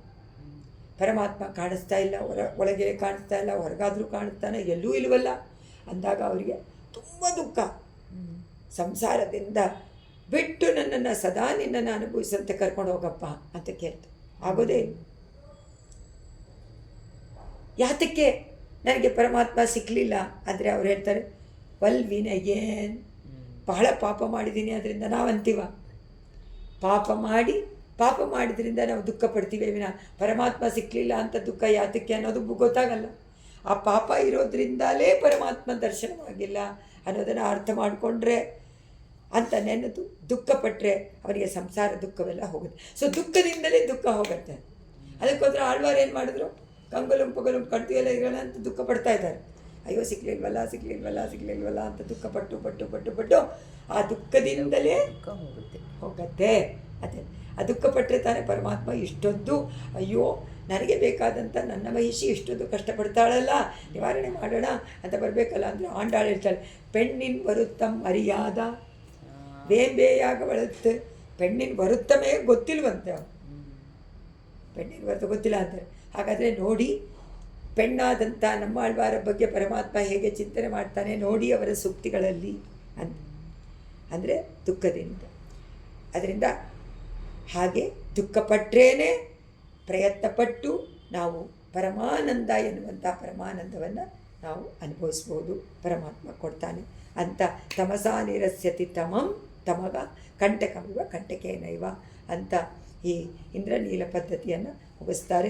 ಶ್ರೀರಂಗನಾಯಕೇ ನಮಃ, ಶ್ರೀರಂಗನಾಥ ಪರಬ್ರಹ್ಮಣೇ ನಮಃ, ಶ್ರೀರಂಗನಾಥ ದಿವ್ಯಮಣಿ ಪಾದುಕಾಭ್ಯಾಂ ನಮಃ, ಶ್ರೀಮತೆ ನಿಗಮಾಂತ ಮಹಾದೇಶಿಕಾಯ ನಮಃ, ಅಸ್ಮದ್ಗುರುಭ್ಯೋ ನಮಃ. ಕವಿತಾರ್ಕಿಕ ಸಿಂಹಾಯ ಕಲ್ಯಾಣ ಗುಣಶಾಲಿನೇ ಶ್ರೀಮತೆ ವೆಂಕಟೇಶಾಯ ವೇದಾಂತ ಗುರವೇ ನಮಃ. ಜಯತೀತಿರಾಜ ಸೂಕ್ತಿಯೇ ಜಯತಿ ಮುಕುಂದಸ್ಯ ಪಾದುಕಾಯುಗಳಿ ತದ್ವಯದನಾ ತ್ರಿವೇದಿ ಅವಂದ್ಯಯಂತೋ ಜಯಂತಿ ಭುವಿ ಸಂತಃ.